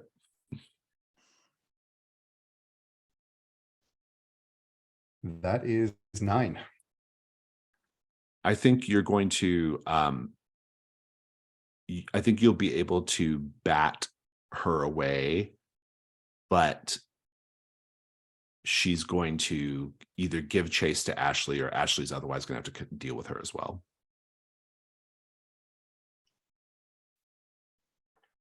Why don't I turn a key then? Okay, so you can dispense her completely. What do you do? I think with a very clear air of fuck this, he just grabs the VCR, the wires coming free from the back of the television, and just approaches, grim set to his face, and just smacks Patience Head in the head. I think she collapses down. Her head is split open, and there's like brain and shit just like flowing out. And she's like twitching around on the ground. And she looks up at the both of you and she says, I'm hungry. And then she just goes limp. You can punch a ghost. Sean will kind of look at the VCR and toss it down on the couch and just say, yeah. This isn't so bad. All right. Whatever you got, fucking house, we're coming for you. And I think she will march in deeper to go find some extra clues to banish whatever's in here. Indeed. I think I'll give you both one more meddling move, and then we will call it a day phase for the two of you. I just want to know where you're going to search. I'll tell you other places that still have to go here in Escondido Street. We still have Abigail's room. We have not looked in there yet, and the master bedroom. So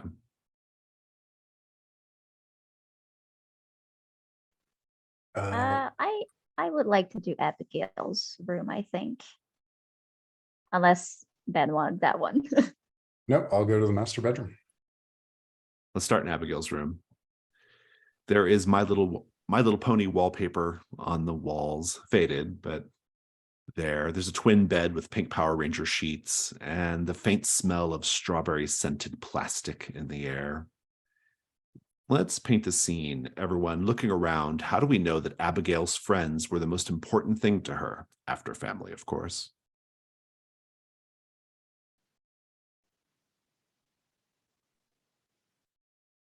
There are just those neon plastic friendship bracelets everywhere, hanging off of drawer knobs and bedposts.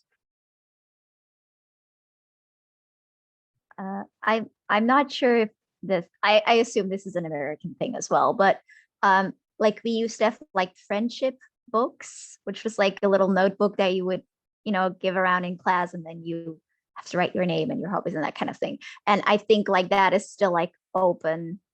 And it's like something with two girls like holding hands and horses and flowers and stuff, and it's just like in big pink letters it has like my best friend and like 17 exclamation marks. The mirror on her dresser is absolutely like the frame is absolutely covered in Polaroids of like with her friends and pictures of them doing things, and they're all like labeled of where they were in the year, and just this whole collage of friendship. I think that there is a like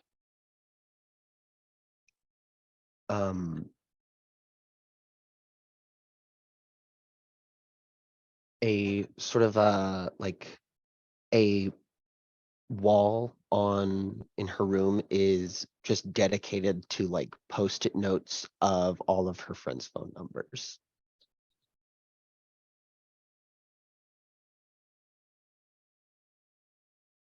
Are you just sort of like tossing the room a little bit, Ashley, to see what you can find? I think like while I'm in here, I think I will try to talk to Elliot and see if he can like point me in the right direction or tell me more about his sister Abigail. Yeah, that works. Go ahead and do the meddling move with presence as you're sort of like kind of interacting with Elliot. I do think I'm going to put you at disadvantage because of the next victim, because you were just attacked by the house. Fair. Do I have an item?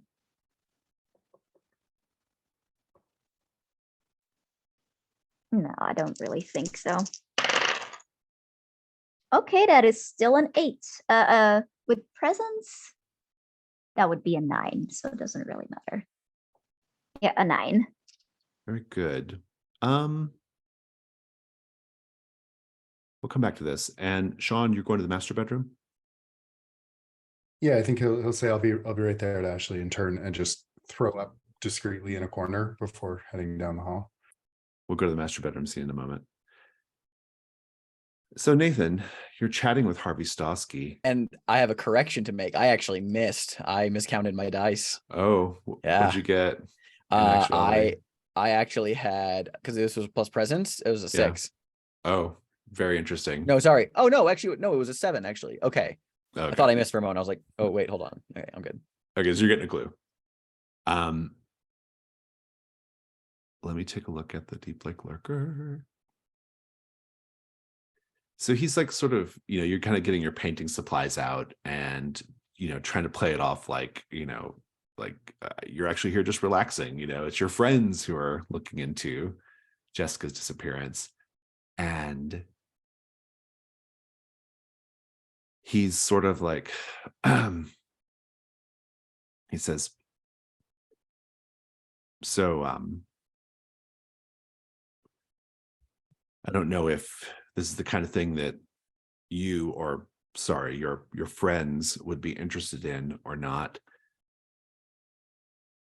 But, for a long time, I resisted the idea that there could have been something weird going on related to Jessica's disappearance. I mean, at the time, everybody was like, oh, it was cult activity, or it was this, it was Satanists, or, later it was the Deep Lake Lurker. I just thought, she just drowned, and no, they weren't able to find her body, or someone kidnapped her. I don't know, but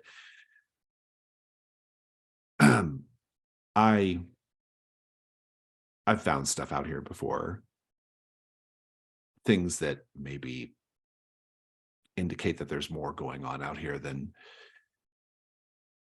just a simple kidnapping or drowning. But it just opens up more questions, and I'm not the kind of man who needs more questions, Yeah, I can relate to that. But he's like, I found this, and here I need to look at the clues really quickly.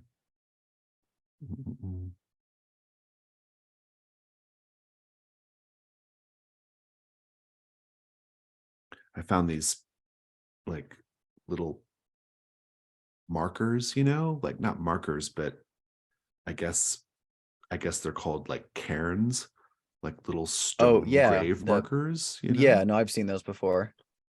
Right. Well, there were other kids that went missing before Jessica, and right, someone made little stone grave markers for them,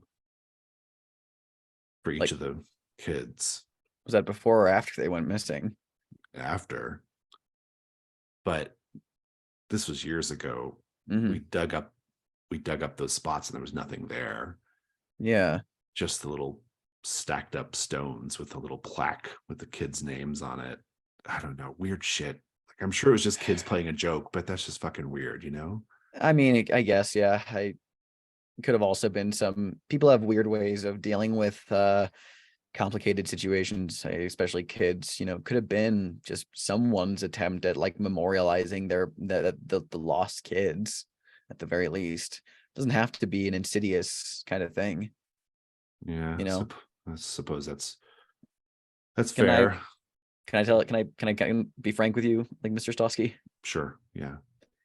For what it's worth, I do think that guy in the parking lot is an asshole. He clearly, like, this is all about money for him. I know a lot of people like that back where I'm from, but not everything has an insidious connotation, and especially, I obviously your situation is very different from anything I've been through, and I can't imagine what your loss has been like. And it's just, when we kind of deal with bad situations, no matter what degree it is, it's like there is that temptation just to kind of look at everything through the lens of just, being real fucking mad about it and basically looking for a fight, whether that's an actual physical fight or just a fight against good intention, or even the small things that you should appreciate. It fucking blows. And I really do want you to know that I don't know you, sir. This is our first time speaking ever, but I really do want you to know that I do hope that you find some peace about this. And this town's fucking weird. Sounds really weird. I imagine you've probably, as a lawyer, I don't know what line of law you work in, but you've probably gotten some weird cases locally, I can imagine. I'm willing to bet money on that you've gotten some like weird stories, or at least something like that. Yeah, well, I mean, you can't live in Degoya County and not have a bunch of weird stories, right? That's just how this place goes. I mean, I was here when the I was here when the 86 prom happened. I mean, we all know about that. Oh, do I know about? Yeah, well, you would know about it. Okay, yeah. All the kids got burned up and murdered during prom. Oh yeah. Oh my God, yeah. I forgot about that. He's like, and then there's those kids in 97. That was a while later. That was even Oh after we yeah. had left. I was also out of town. I was actually out of town before before that. What happened in 97? 19 kids at La Fresca Senior High. They climbed to the top of the school building. It was 4-story building, I don't know if you know or not, the 4-story building, and they recited the Pledge of Allegiance in unison, and then they all jumped. Jesus. Yeah, well, this town, this place, this county, it does shit to you, right? You're pretty You're easy not to the- talk to. You know that? Thank you. I'm not really good with social situations, but I'm pretty level-headed and calm. So I guess that kind of helps. You know, you're actually not the second person to say that exact thing to me in about a week about this town does shit to you. Here comes your cost for your clue. Oh boy. He says, this is kind of a weird thing to ask somebody, but you do seem to have a pretty, I don't know, like you seem to get people, you seem to kind of understand people, you kind of get to the heart of things. My ex-wife and I, we are always here around this time. Well, especially this year because it's the 10th anniversary of when Jessica went missing. Anyway, she's in town, but she won't speak to me. I don't know, maybe you could go, put in a good word, let her know that I miss her. I'd like to talk, and that maybe we need to move on and patch things up and find what we had before Jessica went missing. What? Yeah, you just be like my Cyrano de Bergerac for me and my ex-wife.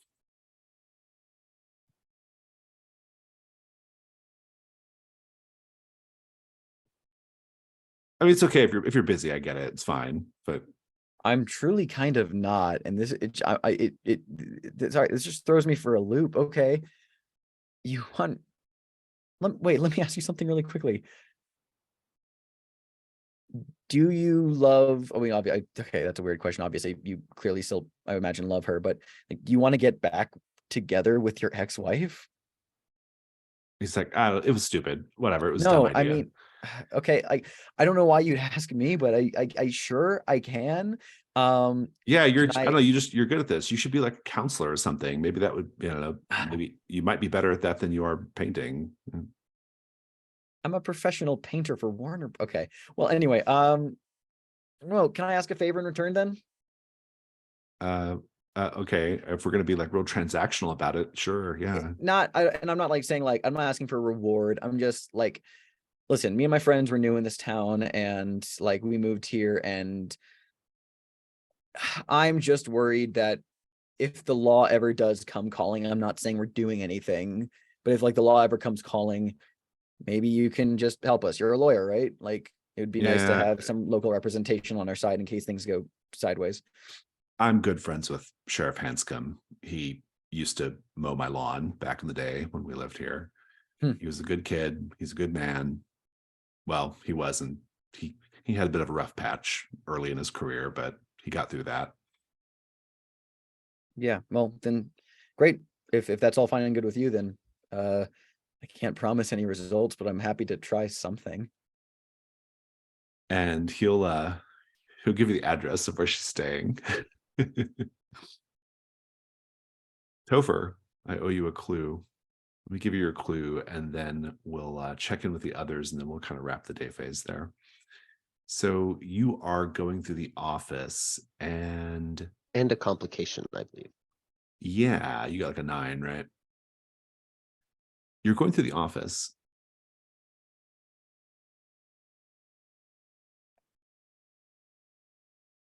And the clue that you find.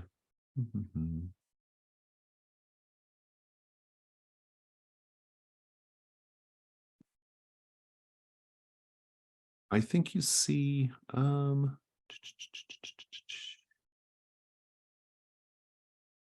someone has set. Okay, so you managed to unlock this like sort of like padlocked like cabinet, right? Like that someone clearly does not want anybody to go through there.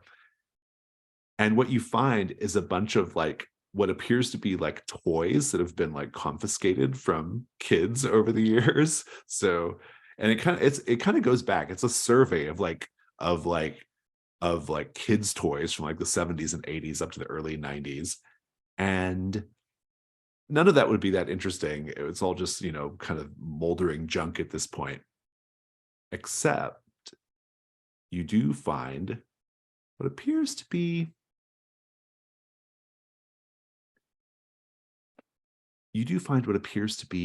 a collection towards the back. Very strange collection indeed. It's a collection of, I'll turn it over to the table. What weird collection did Topher find?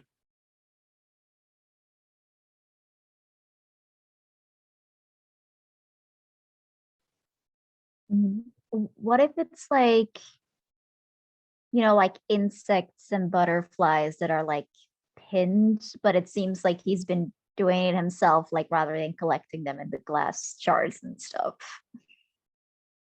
Possibly. Any other thoughts? Can I also? Oh, sure. Yeah, of course. Yeah. What if it's like doll heads covered in algae? Oh, I kind of like that. That's weird and creepy. That's very creepy. I like that. Any other I'll thoughts? throw one out there. Similarly, thoroughly rusted, disassembled radio parts. Okay, kind of into that as well. Ben, any thoughts? I was thinking like poorly taxidermied small mammals from around the area. Let's go with the doll heads. A collection of doll heads covered in algae and muck.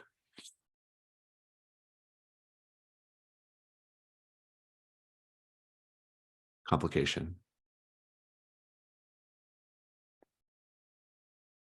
You did not hear Billy James come into the office. But he's aware of like shuffling and moving in the room, right? And he says,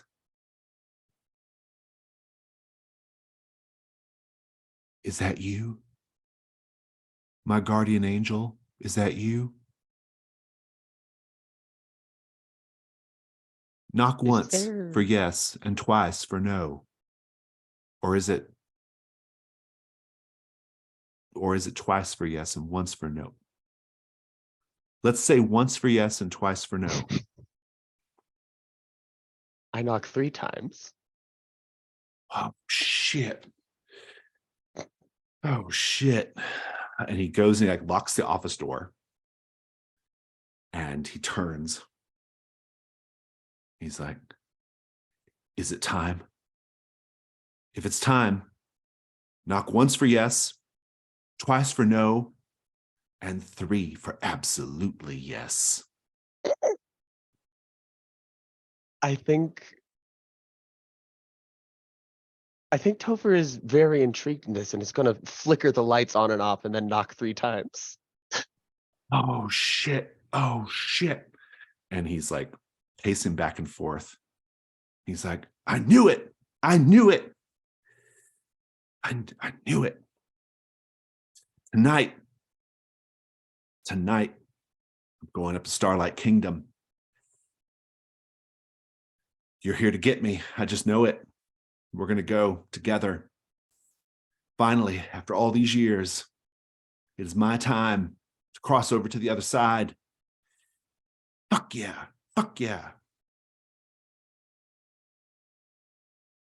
And then he Yeah. He's just pacing back and forth in the room. That's incredible. I think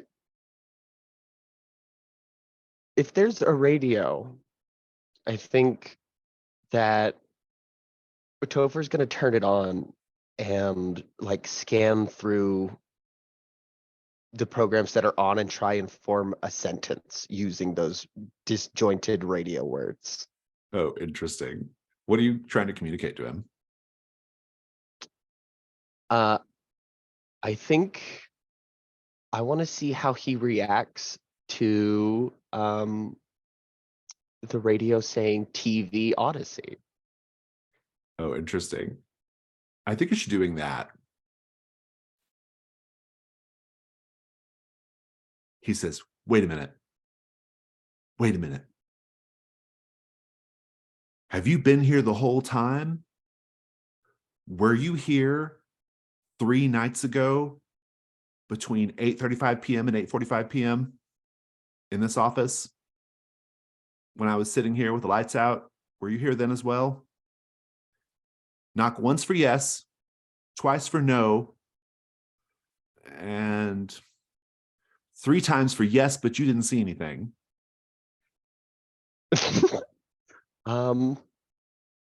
Twice for no. Oh, good. All right, great, good. And then you could be fiddling with the radio. I don't know if he has anything useful to impart via TV Odyssey. You got your clue. Nathan, you got your clue and your little task if you wish to carry through with it. Ashley and Sean, I owe you clues. We'll get those going. Ashley, what'd you get on your dice? I got a 9, so clue complication. Okay, yeah. And you were searching Abigail's room, right? And Hmm, talking to Elliot. that's right. I think. Let's take a look at the clues here.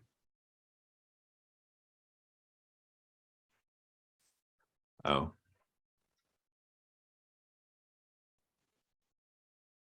Elliot points to the top drawer of her little chest of drawers. And if you open it up, you'll see like, her, folded shirts and socks and things.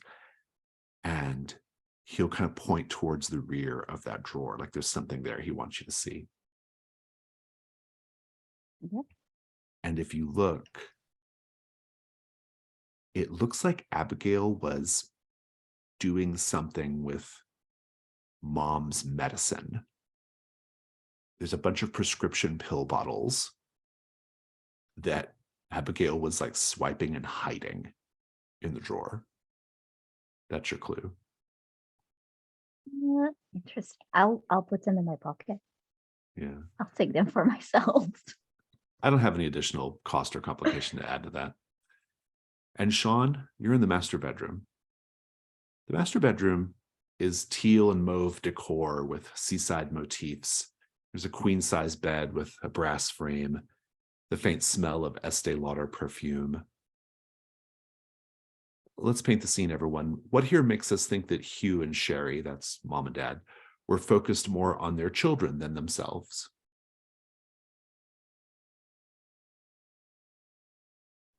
The like mirror in their bedroom,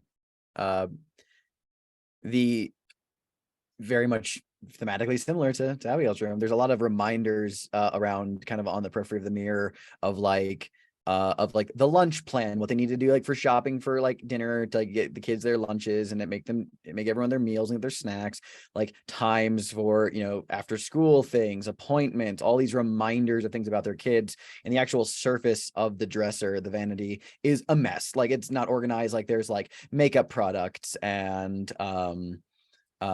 just like bits of jewelry all just kind of like scattered about, like while they were exhausted and they would just go through the motions of getting ready, surrounded by the things we have to do for our kids today.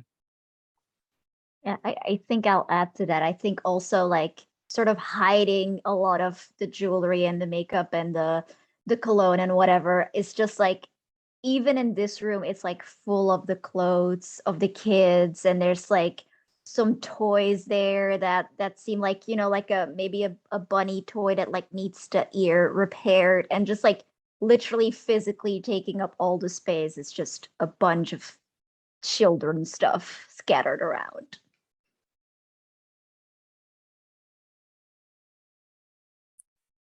In the walk-in closet, the nicer clothes, the dresses and the suits, they're all far at the back, displaced by more functional and comfortable clothing.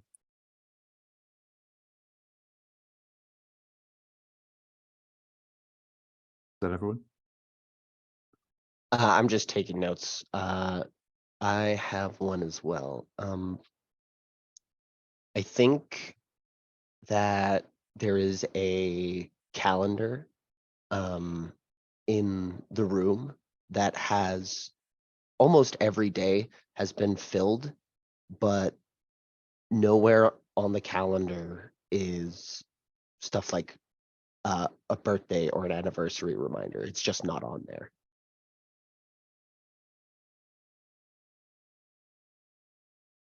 Sean, Mark is in the room.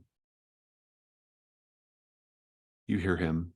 He's in the adjoining bathroom, making all the sorts of sounds one makes when one is getting ready in the morning, shaving,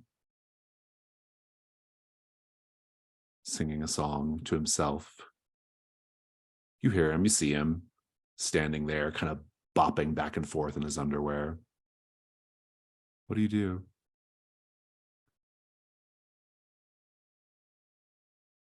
Oh, too bad I threw the VCR down.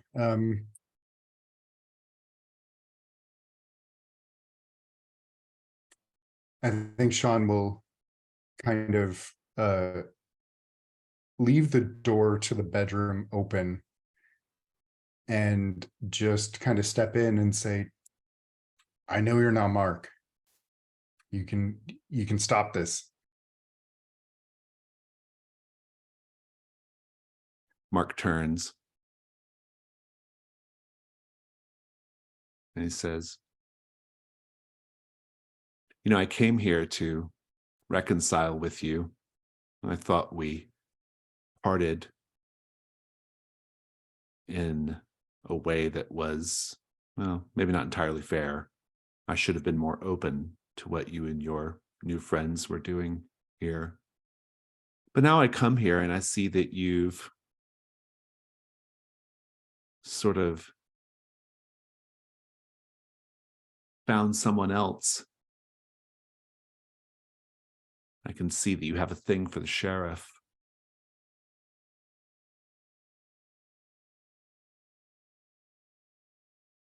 I can't blame you. He's good looking in that sort of rural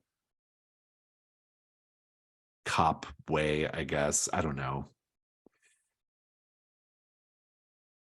I'm sure he probably was here he was probably on the local football team, quarterback. He probably had lots of girls. I'm sure that's probably the thing you're super into, right?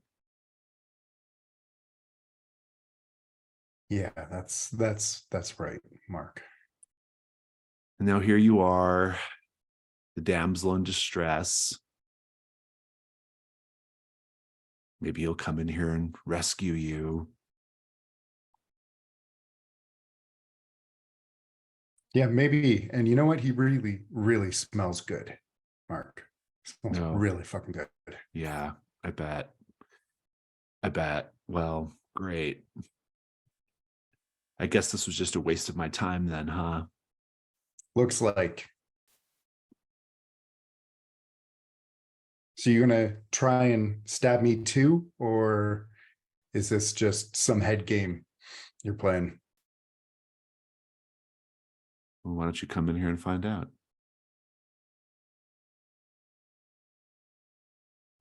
I think you don't got shit.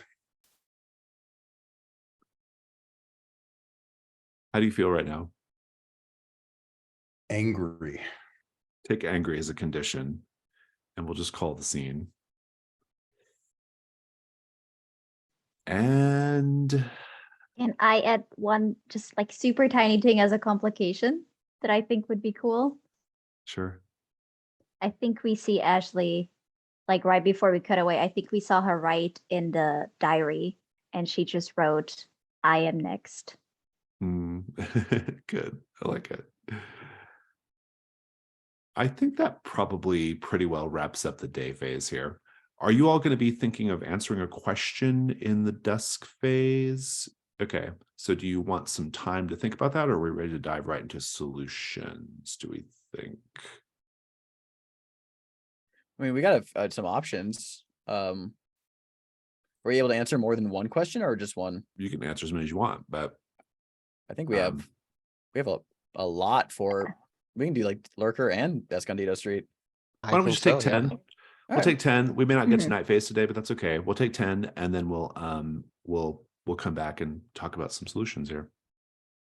See you in a Sounds bit. good. All right, it is the dusk phase.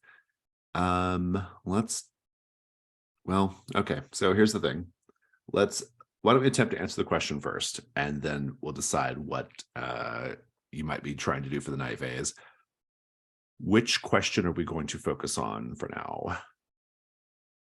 I have, I think, a pretty solid theory for Escondido Street, and that's also like the one that we started with. So I feel like maybe we can try to, because I want to know what happens to Elliot. So you currently have 1, 2, 3, 4, 5, 6 clues. And so we'll review the clues real quick. There's a photo album of Abigail titled Summer Camp 93. The last page is of dead squirrels arranged in a pattern.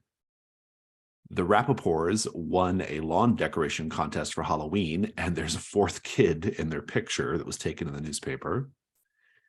In that same photo of the Rappaports, Nathan is in the background, reaching either for a copy of The Lion, the Witch, and the Wardrobe from the basement window, or putting one there, I suppose. And then we have a girl in a video saying, I've returned home. We have, if you press your ear to any wall, you can hear static and wind. That's a clue that I guess came from Sean. Yep. Interesting. And then Abigail was swiping prescription pills from her mom, either hiding them or doing something with them. So what's the theory for what happened to the Rappaports? So I think what may have happened is kind of inspired by The Lion, the Witch, and the Wardrobe, is that is the hint about what happened, because what happened is a portal was opened here because that 4th kid that we like don't remember, I think the signals took her, and I think Abigail was the only one who did remember and wanted to get like the sister back, or whoever that was wanted to get them back.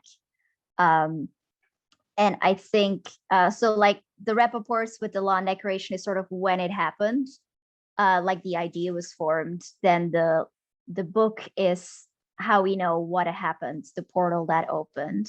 I think that's the dead squirrels and the pills that were swiped were sort of like how the ritual here was performed.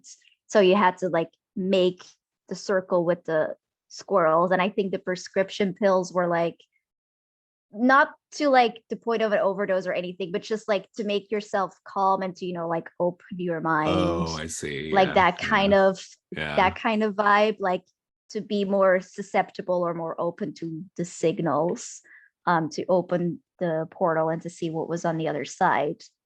But I think something, as it does, went horribly wrong, which is why you can still hear like the static and the wind, because I think that portal never fully closed. And something came from the other side, something evil, something that is haunting this place. Like maybe the whole thing was a lie at the start, or maybe something went wrong. Is the girl in the video, that's the girl that went missing, the 4th kid?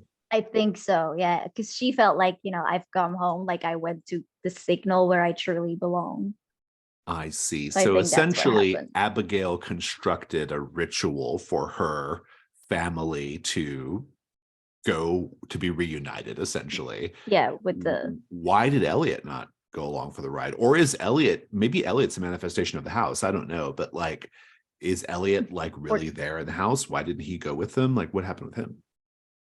I kind of want to say that like Elliot's staying is maybe what's making it go wrong, but that I don't know if we can keep him. Well, Like I maybe think- that's like that's why the portal is still open because the family is reunited. Well, what if like he wasn't, what if he was like a phantom made by the house at first, but then when Topher did the wild thing, it kind of yanked Elliot back from wherever he was. Or it's just a phantom from the house that is gained, that thinks it's Sentience. Elliot. Independent. Yeah, it's gained independence. It's gained Mhm. identity. I have if it's okay, actually, I have some different ideas about the girl. I'm happy to throw out there. I like the disappeared child, but see, I was thinking that there are just two Rappaport children. There's just Elliot and there's Abigail. There's no other, bedroom for her. But the photo with that third child, because it wasn't even identified in the little news thing, the snippet we read. That is part of the evil.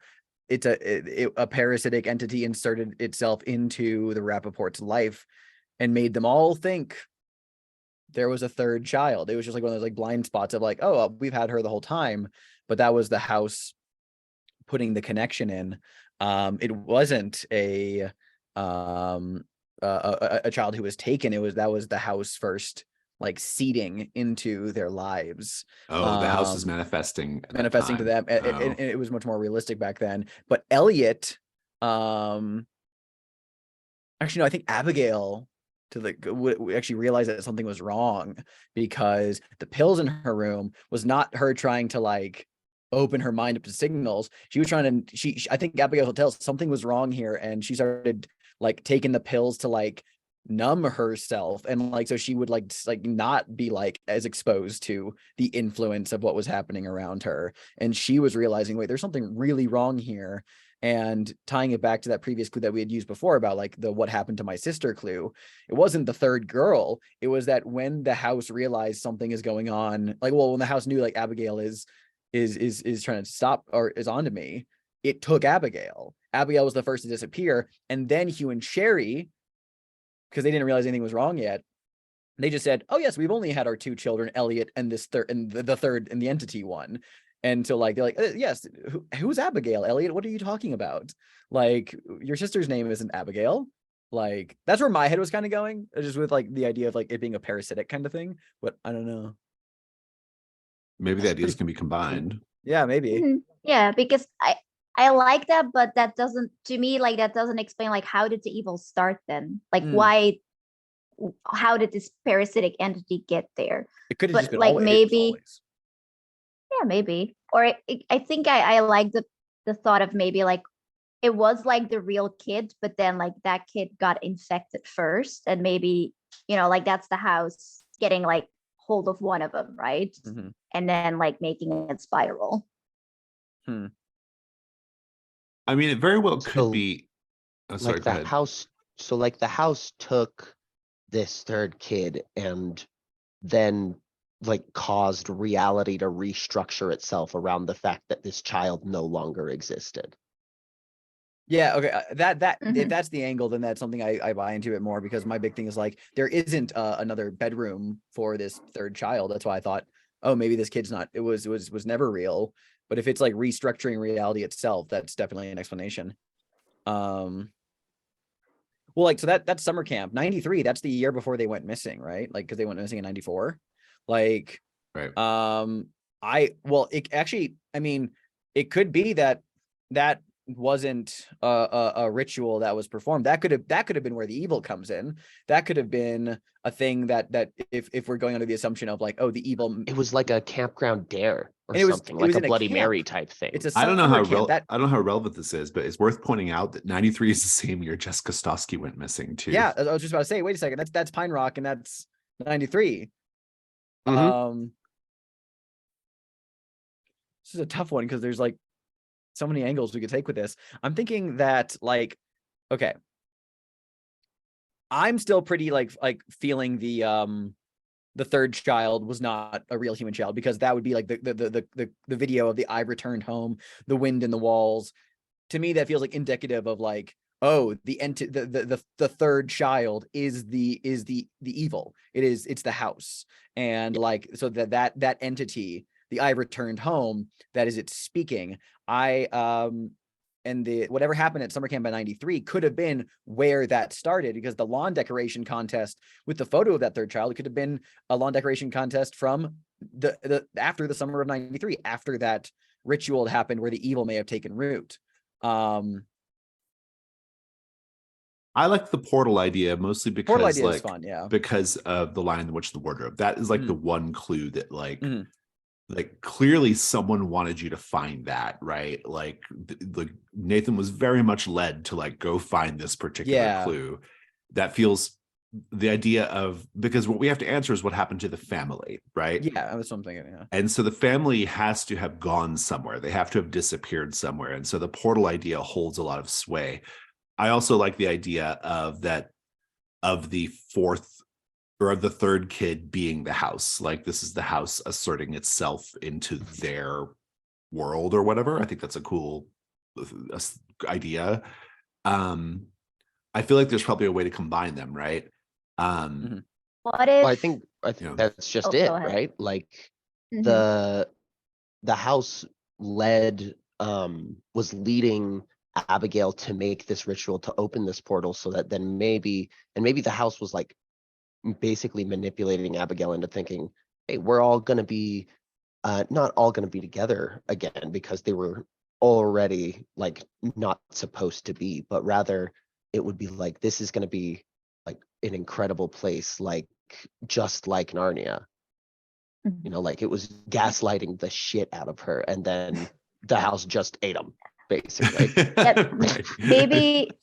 Maybe it's like one of those situations, like sort of like almost like a Topher situation where the child is like sort of real, but obviously if they're not like even identified, if there's no room for them, they, like and nobody has like spoken of them. So I think it's like that semi-real situation, right? So what if that entity felt like, oh, I'm losing grip on this family? Like if it goes on like this, they're like going to not believe in me anymore, or maybe even something as silly as like they're moving, and then the entity is like, oh, you have to come here, you have to open the portal to like sort of make sure that they stay forever, right? Like it's that kind of thing. Yeah, that's kind of I interesting. just kind of galaxy brained about that exact thing, because I'm like, what if it was that if the third child was this parasitic entity, it was the house, that's the kind of entity at the core of all this, that it was inserting itself into their lives in an alien, malevolent kind of way, but like it almost is like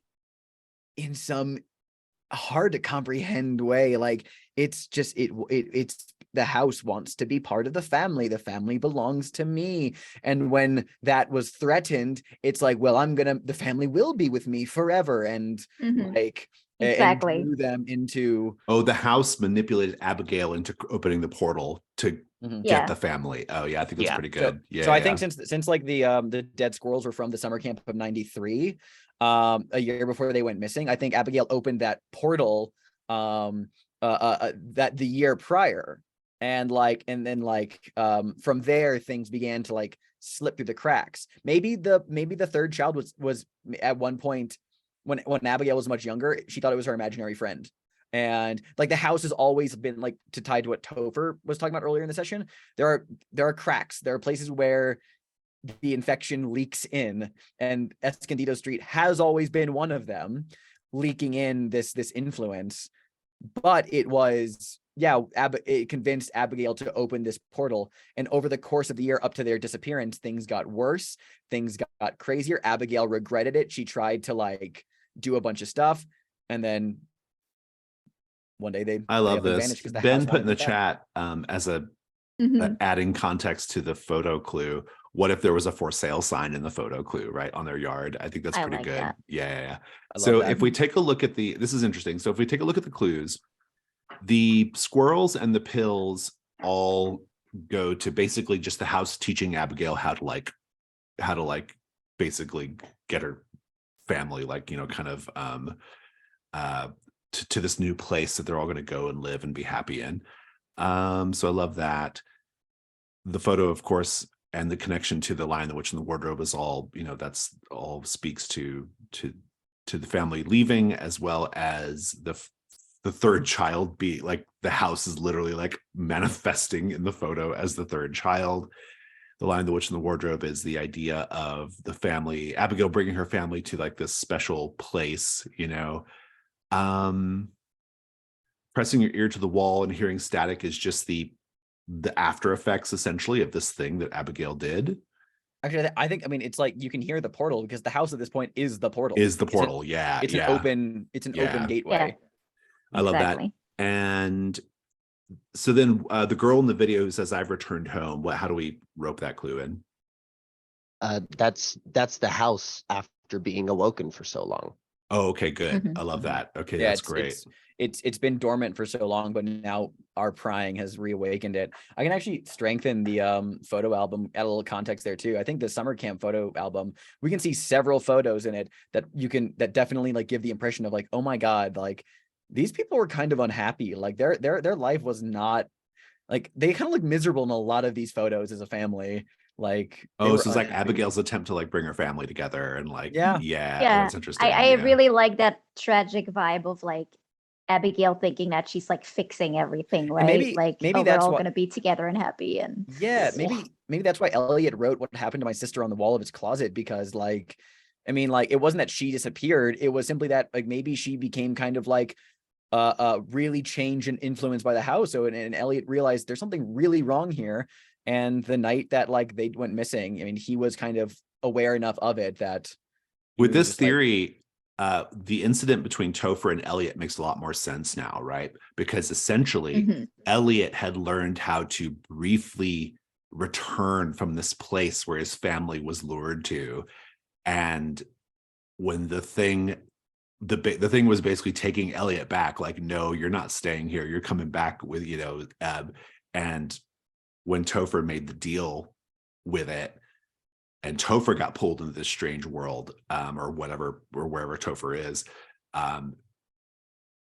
Elliot got kind of unmoored from his attachment to the place where the family is. And so now he can kind of go about freely. So that all just kind of makes more sense. Like it was essentially the house, like kind of trying to keep Elliot in place, right?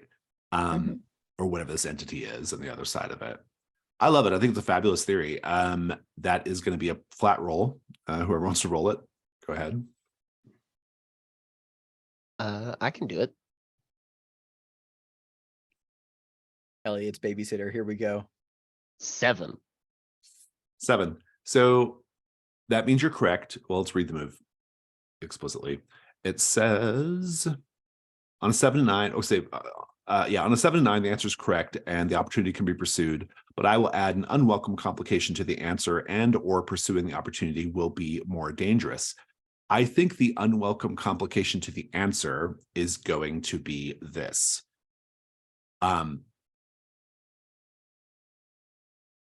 It won't stop you from resolving the mystery in the simple way of just telling Casey what happened, but the only way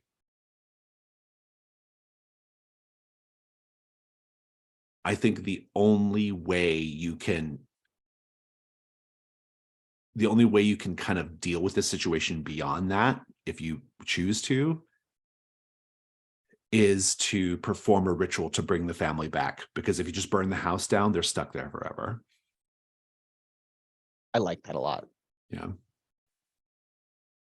But of Yeah, course, Ashley will suck it up. that's just bonus info. You don't even, or bonus activity. You don't even have to do that to resolve the mystery. Yeah. So So we believe that they're still alive and okay after all this time over there. we don't Well, know. I mean, Elliot was. Yeah, Okay, we I know, mean, okay. Yeah, I mean, some version of Oh, Elliot true, was, yeah, right? yeah, true. So Yeah, I think Okay. as soon as Ashley realized there's an option to bring them back, she's like, we gotta bring them back. Doesn't Mhm. matter how they are. You can't just not do that, right? or leave them there. Who cares? It's not your problem. No, she needs to bring 'em back. Not enough Sean would for be Ashley. advocating for it because maybe it would bring Topher back Yeah. too. Yeah, could be. Exactly. Yeah, Ah, Yeah. that hurts to think about. Yes. yeah. Oh, Exactly. Love it. Okay. So that was really great. We're getting close to time for today. So let's just wrap up this phase, this upkeep phase real quick, or this preparation phase. So during the night phase, here's the thing. There will be a night phase coming up next week. Do you want to watch a tape, or do you want to try to do the ritual to bring the Rappaports back? can we watch the watch a tape, tape? at the house? Can we do Yeah, both? and yeah. Oh, that and would be doing so it? Sure. cool. Yeah, why not? Yeah. That works for me. Be doing both in between. Yeah. Maybe the tape will have a clue about what you should be doing, right? Who Ooh. knows for the ritual, depending on which tape you watch. Okay, so watching a tape, love that. And then some of you probably owe key prompts, right? Mhm. Want to do those now? Do we? Yeah, I do. I do. I know there were some keys turned for sure. Mhm. If either of you want to go for it. Take it away. All right. So I took the flashback to when you first discovered TV Odyssey, and I think it's pretty close to when Sean was outed at school, and he had never been the late night TV kind of kid before, but he wasn't sleeping so well. And one night he was in the living room just flipping channels, and he kept hitting up until he hit channel 94. And he'd never thought to go that high on the box before. But when the static cleared, and sorry, I just had to pop up. When the static clears and we see him watching Happy Jack the Lumberjack, seeing Sean start to smile as Happy Jack the Lumberjack describes that you'll always have friends with him. You're never really alone. And that's the end of that scene. Thank you. Nathan, do you want to do yours? Yeah. I marked Key of the Child, a flashback showing how you were an outsider among your school peers. You see Nathan in middle school art class. One of those, as we established, was in a mobile trailer, outside. Nathan, true to the photo in the Rappaport album that we've seen before, is eclectic tastes in fashion, with his graphic tee of some kind of dragon, I assume, and a floral print button-up t-shirt that is open, baggy jeans. He was a weird kid because he wore a toque a lot of the time, a little flappy ear kind of like hat over his massive curly black hair that barely was contained underneath. And he was at table with his fellow classmates. One of his classmates was this girl named Leah, and Nathan had a big crush on Leah at that time. He was like, he's so quiet and like emotionally distant and cut off, and hard and very anxious a lot of the time. Didn't have many friends, but one day he in a fit of, I'm sure, prepubescent fueled confidence, decided one day, oh, I'm gonna do it. I'm gonna ask this girl out that she's cute and she's good at art and she's my art, and he did. And they left class and he was like, he ran out and he's like, hi, Leah. Real quick, sorry, I didn't mean to like bother you. Just can I do you want to like go out on a date with me? And Leah just kind of like blinked and looked at him, and this like slight kind of like smile came over her face. She says, I'll think about it. And he was like, okay, sure, cool, yeah. And he, went home, ran out of the school, like with excitement, like, fist pumping and super, super like happy with himself. Well, the next day, things went really bad because as Nathan was going to his locker, to like grab some things, Leah walks up and she goes, hey, Nathan. So I was thinking about what you asked me yesterday. And he was like, oh, yeah. What do you think? And then he feels like a hand palm the side of his face and like slam it against the locker as like three bigger like boys and a few other of his fellow classmates from both art, like other girls as well, like this crowd, she like shoves him, and like Leah is barely containing her laughter as the kids are just like looking at her and just being like, and like one of them just says like, I can't believe the geek asked out Leah, oh my god, what a loser. And they just begin to like point and like laugh at him, and like Leah is just grinning with like just childhood malice of just like laughing at this loser nerd awkward kid. And Nathan slunched on the ground, grabs his art bag, his backpack, his hat all askew, and hunched over, just books it for the exit, throws his body against it, and just kind of takes off running out into the outside. Well, and on that cheery note, before we wrap up the phase, which tape are you all going to watch next time for the night phase? Are you going to watch Astral 09 Pyramid Passage Pure White Contact or Calamity Raccoon 06 Big Bad Pure White Ultimate Highest Level Warning? I think that Topher puts the Astral Pyramid on top of the VCR.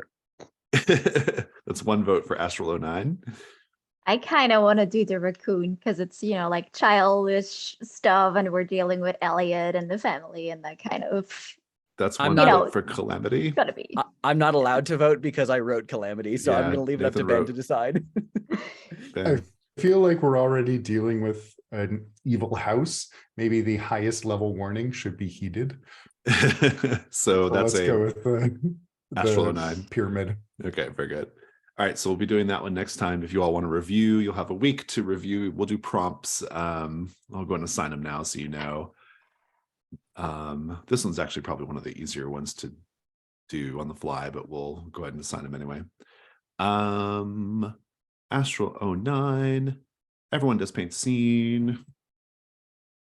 Player Ben, you can do the first one. Jazzy, you can do the second one, or sorry, Ben, you do prompt 2, Jazzy, you do prompt 3, and Alex, you do prompt 4. And then I think we'll go ahead and just go right over to stars and wishes. So let's just do that. Stars are things you enjoyed about the session. Wishes are things that you hope to see next time. Whoever wants to go, take it away.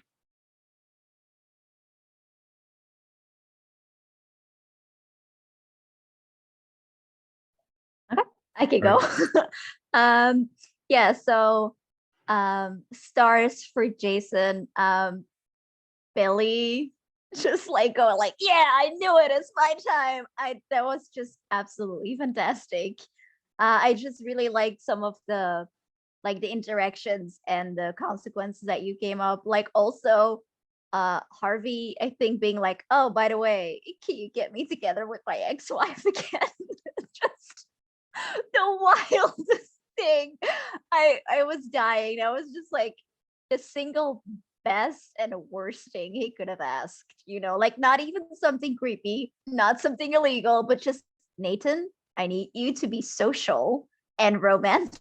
And I need you to fix it. Just absolutely perfect. I enjoyed Big Man roasting Treasure Planet personally. Also that was absolutely great. Just ruthless. It's a great Um, movie. He has no taste.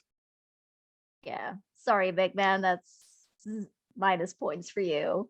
And for Ben, I really loved Sean in this session. I love that we got to see like the nastier side of Sean, but then also like reeling it back in, just like having that passive aggressive moment and kind of like lashing out to the others because he felt like you didn't step up and now bad things happen. But I liked how that like kind of fairly quickly went into like it's fine, like that kind of reaction of like, I know it's not really your fault, but we still need to be better. I really like that. I thought that was going to go a very different way. So I really like the contrast between Ashley and Nathan earlier and then now like Ashley and Sean. I thought that was very fun. Also, I just every interaction with Mark, I just seeing that like anger come out, that was very interesting, and I want to see where it goes. For Topher, for Steph, I really like Topher's like how do I put it? Just like the fascination and the I'm gonna explore my options now. Like, can I do this? Can I do that? How do I do this? Like that was very interesting to sort of like see how they're trying to figure out a way to the situation, and then like all the knocks just being like, well, guess I gotta open that. I thought that was great. The Bob Ross thing was, of course, also absolutely fabulous. It's just amazing. And for Alex, I really loved Nathan. I just really loved like the progression that we got in this session of him just being totally like disconnected from the world and just kind of being like, I'm so numb and out of it that I don't even care to, okay, I guess this is real. I guess I have to handle this, and then like going forward to kind of clearing his head and getting slightly better grip. I thought like that progression was really well done. And I don't know if I'm just obsessed with Ashley and Nathan, but I felt like that speech that he was giving to Harvey was like one of those like I'm talking to you, but I'm talking about like a completely different thing, right? Like I'm talking about what happened, like that kind of movie situation. And I was like, I see you and I love it. It's amazing. It's great. I'm physically Um, incapable of nodding harder. Yeah. It was just like, oh, I see what you're doing and I adore it. Yeah, for wishes, yeah, I want to see situations where my move can come into play, things that I can just smile my way through because everything is fine, until it's not. So I'm very excited for that, to see how that will impact Ashley and the game in general. Also very interested to see, like, this is the first mystery that we're going to solve completely. So I'm like very interested to see how that works out, and like how that's gonna play with the tape, because that's like sort of two big things happening at once. So I'm really interested to see just how that's going to work and play out, and what's gonna happen to Elliot. Yeah, I think I guess like sort of an opportunity for my Dawn questions, but I'm fine if that doesn't happen. I just want the drama. I'm here for it.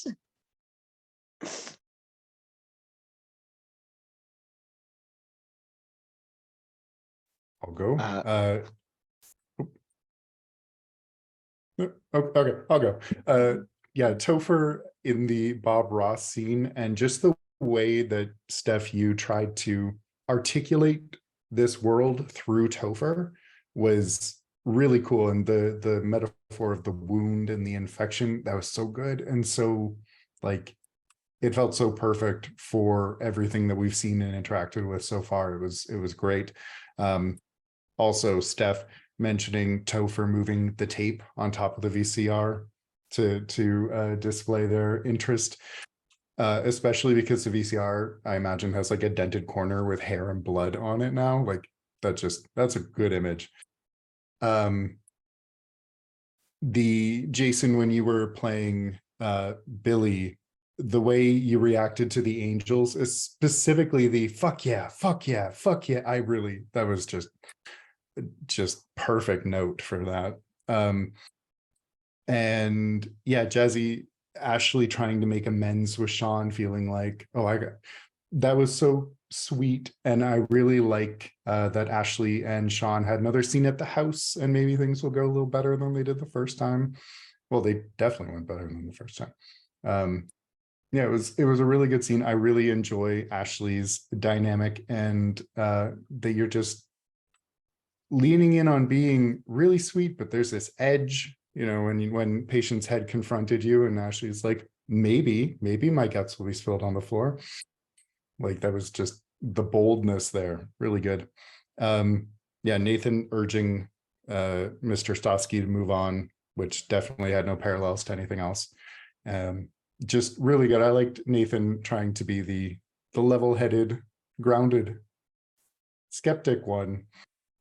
That felt really just a great reaction to everything that we'd seen. A wish, we didn't wrap up what happened with the sheriff after they finished searching the house. So that'll be fun to see now that we've given this poor man a breakdown. We'll see what happens now. Yeah, I'm happy I to think go. that's it. Got some stars. I'll also star Steph's moment was like Topher in the Bob Ross television scene, because you just threw down some extremely interesting ideas for possible, like, world building's the wrong word, but kind of like, some world, like the concept of like the cameras that exist everywhere that no one can see, that are constantly filming everything, is so cool. And also feels like Topher's going on their own little like odyssey, if you will, like through the, like, between poltergeisting in the real world and also kind of going through the tapes. It feels like you're the one who's like in the backstage getting to like check out like the wings, so it has like really interesting implications from what you described. I also love the metaphor about the bandit and all that. Star for Sean. I said this on the break, but I'll say it again. I love the little moments where we're reminded, like, oh yes, Sean in fact is quite masculine, but he does have his occasional effeminate gay man like moment, like in his conversation with Ashley, just being like, girl, please. Like that was really funny, and I loved that. Yeah, we've all said it already. I'm going to emphasize it again. Yeah, fucking Billy James is such a loser, and just the yes. I imagined him shadow boxing in like the corner, like, but also just throwing in the detail, like, wait, you didn't see what I did you? That was killing me. Much needed levity. I loved it. And yeah, thank you for the completely oddball complication you threw at me about having to wingman for this divorced, grieving father. I guess people grieve in weird ways 10 years on.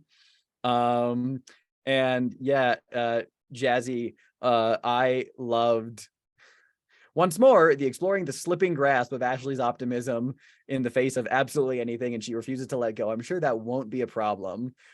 Oh, my friend's in the television. No, oh, it's fine. We'll go get some cameras. This is fine. Everything's fine, you guys, right? Sean Nathan's like, this is absolutely not fine. I love the idea of like poltergeisting all the stuff now. That's so fun. And yeah, no, everyone's just great.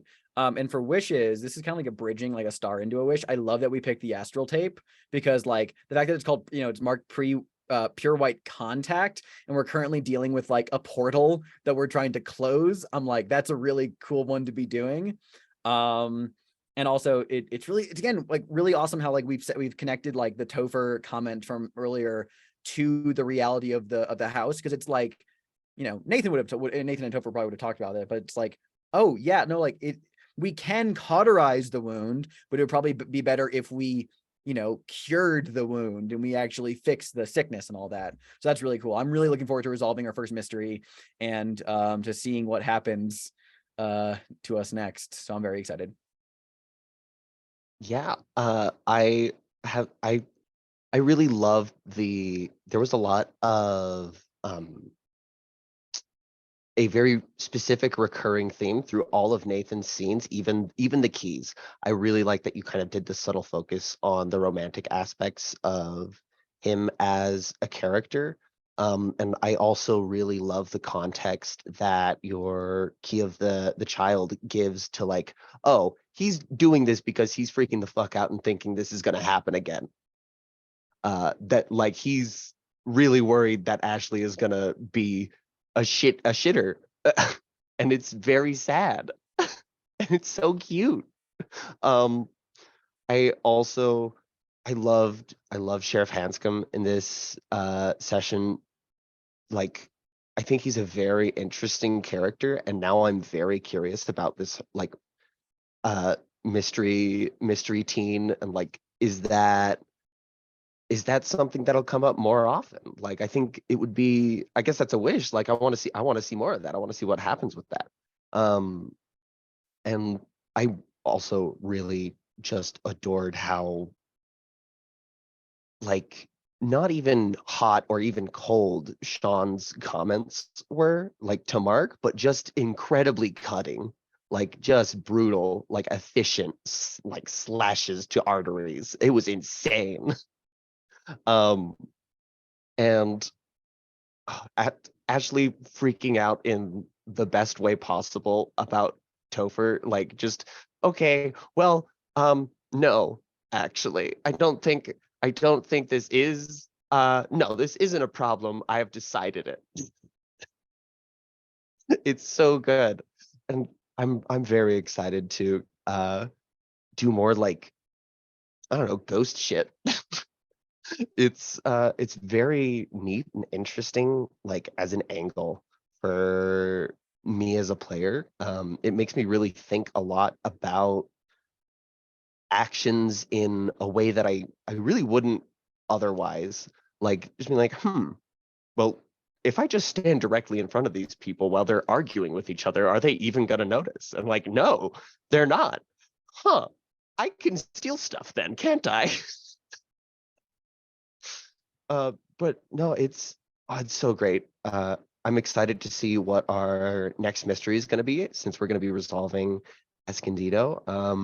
And I'm also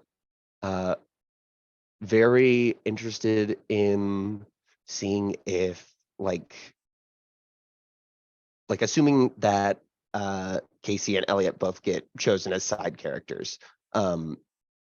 I'm interested in seeing what that dynamic will bring, having like Elliot be back and his best friend being there, but also like a lot older. It's going to be very intriguing. Oh, I do have one lingering star that I almost forgot about. The absolute hilariousness of Ashley saying to Sheriff Hanscom, doesn't it make much more sense for this to be a ghost? Because at first I was like, all right, girl, you're trying. All right, I like your spirit. But no, she's like, I mean, the coincidences of us being able to do all of this, doesn't it really make more sense that it's a ghost? And I was like, actually, yeah. I can't believe the ghost is the logical option, but that was awesome. Yeah, that was one of my stars. I like as the keeper, as Jason, I was like, yeah, I'm convinced. Like, I don't know if Sheriff Hanscom would be, but I am certainly convinced that does make more sense the way it's been laid out here. I thought that moment was really good, and I thought it told us a lot about Ashley as a character too, which was really interesting. Like it was a fun moment, but it also like really like kind of it really told us something about how Ashley perceives the world and deals with things, and so I really liked that. Star for Alex and how you're playing Nathan. I think that the way that Nathan's responding to these situations has a very like naturalistic feel. Like it's like how you would respond, you know, like in life. And so I kind of really like that. I've enjoyed that quite a bit. Star for the Bob Ross scene. That was terrific. Star for I really like, Steph, that you're sort of like pressing the boundaries to see like what this means, right, in terms of the chromatic desert and kind of being, you know, kind of almost like a ghost-like presence. And something that I think is really interesting, you know, when I created the move, this I am error move, which very much encourages this sort of like outcome in the story, I honestly hadn't really given much thought to like what it means for one of the characters to be, can only communicate through the TV, but can still kind of interact with the world. And my hope was just that tables would figure it out, right? Like you'll figure it out, whatever it means for your table, that's what it means, right? And so that's been fun to do. It's been fun to kind of figure that out, like Alex said, there's been some really terrific, like there's a lot of really terrific world building going on, right? And like not just world building, but also like the rules of this world. Like what does it mean for, and I thought the cameras everywhere thing was a really cool angle. Because it's just very like it's super cryptic and strange and it just kind of fits really well, I think. So yeah, I'm having a lot of fun with that. And there's this like future version of public access where I probably, in the advanced keeper chapter, which I will, justify in the Kickstarter as an additional thing. The advanced keeper chapter will probably have advice about like, here's how to handle a player who has chosen this move, and like here's some things you can do, and But until I can't write that chapter until we figure it out, right? And so it's kind of fun to like figure it out, right? So I've enjoyed that quite a lot. And yeah, very, very much enjoying. I thought Sean was great. I really enjoyed Sean's sort of like gathering the house, the next morning to like kind of lay down some truths about what's happening. I thought that was really terrific. Good scene, good moment. The stuff with Mark was really fun.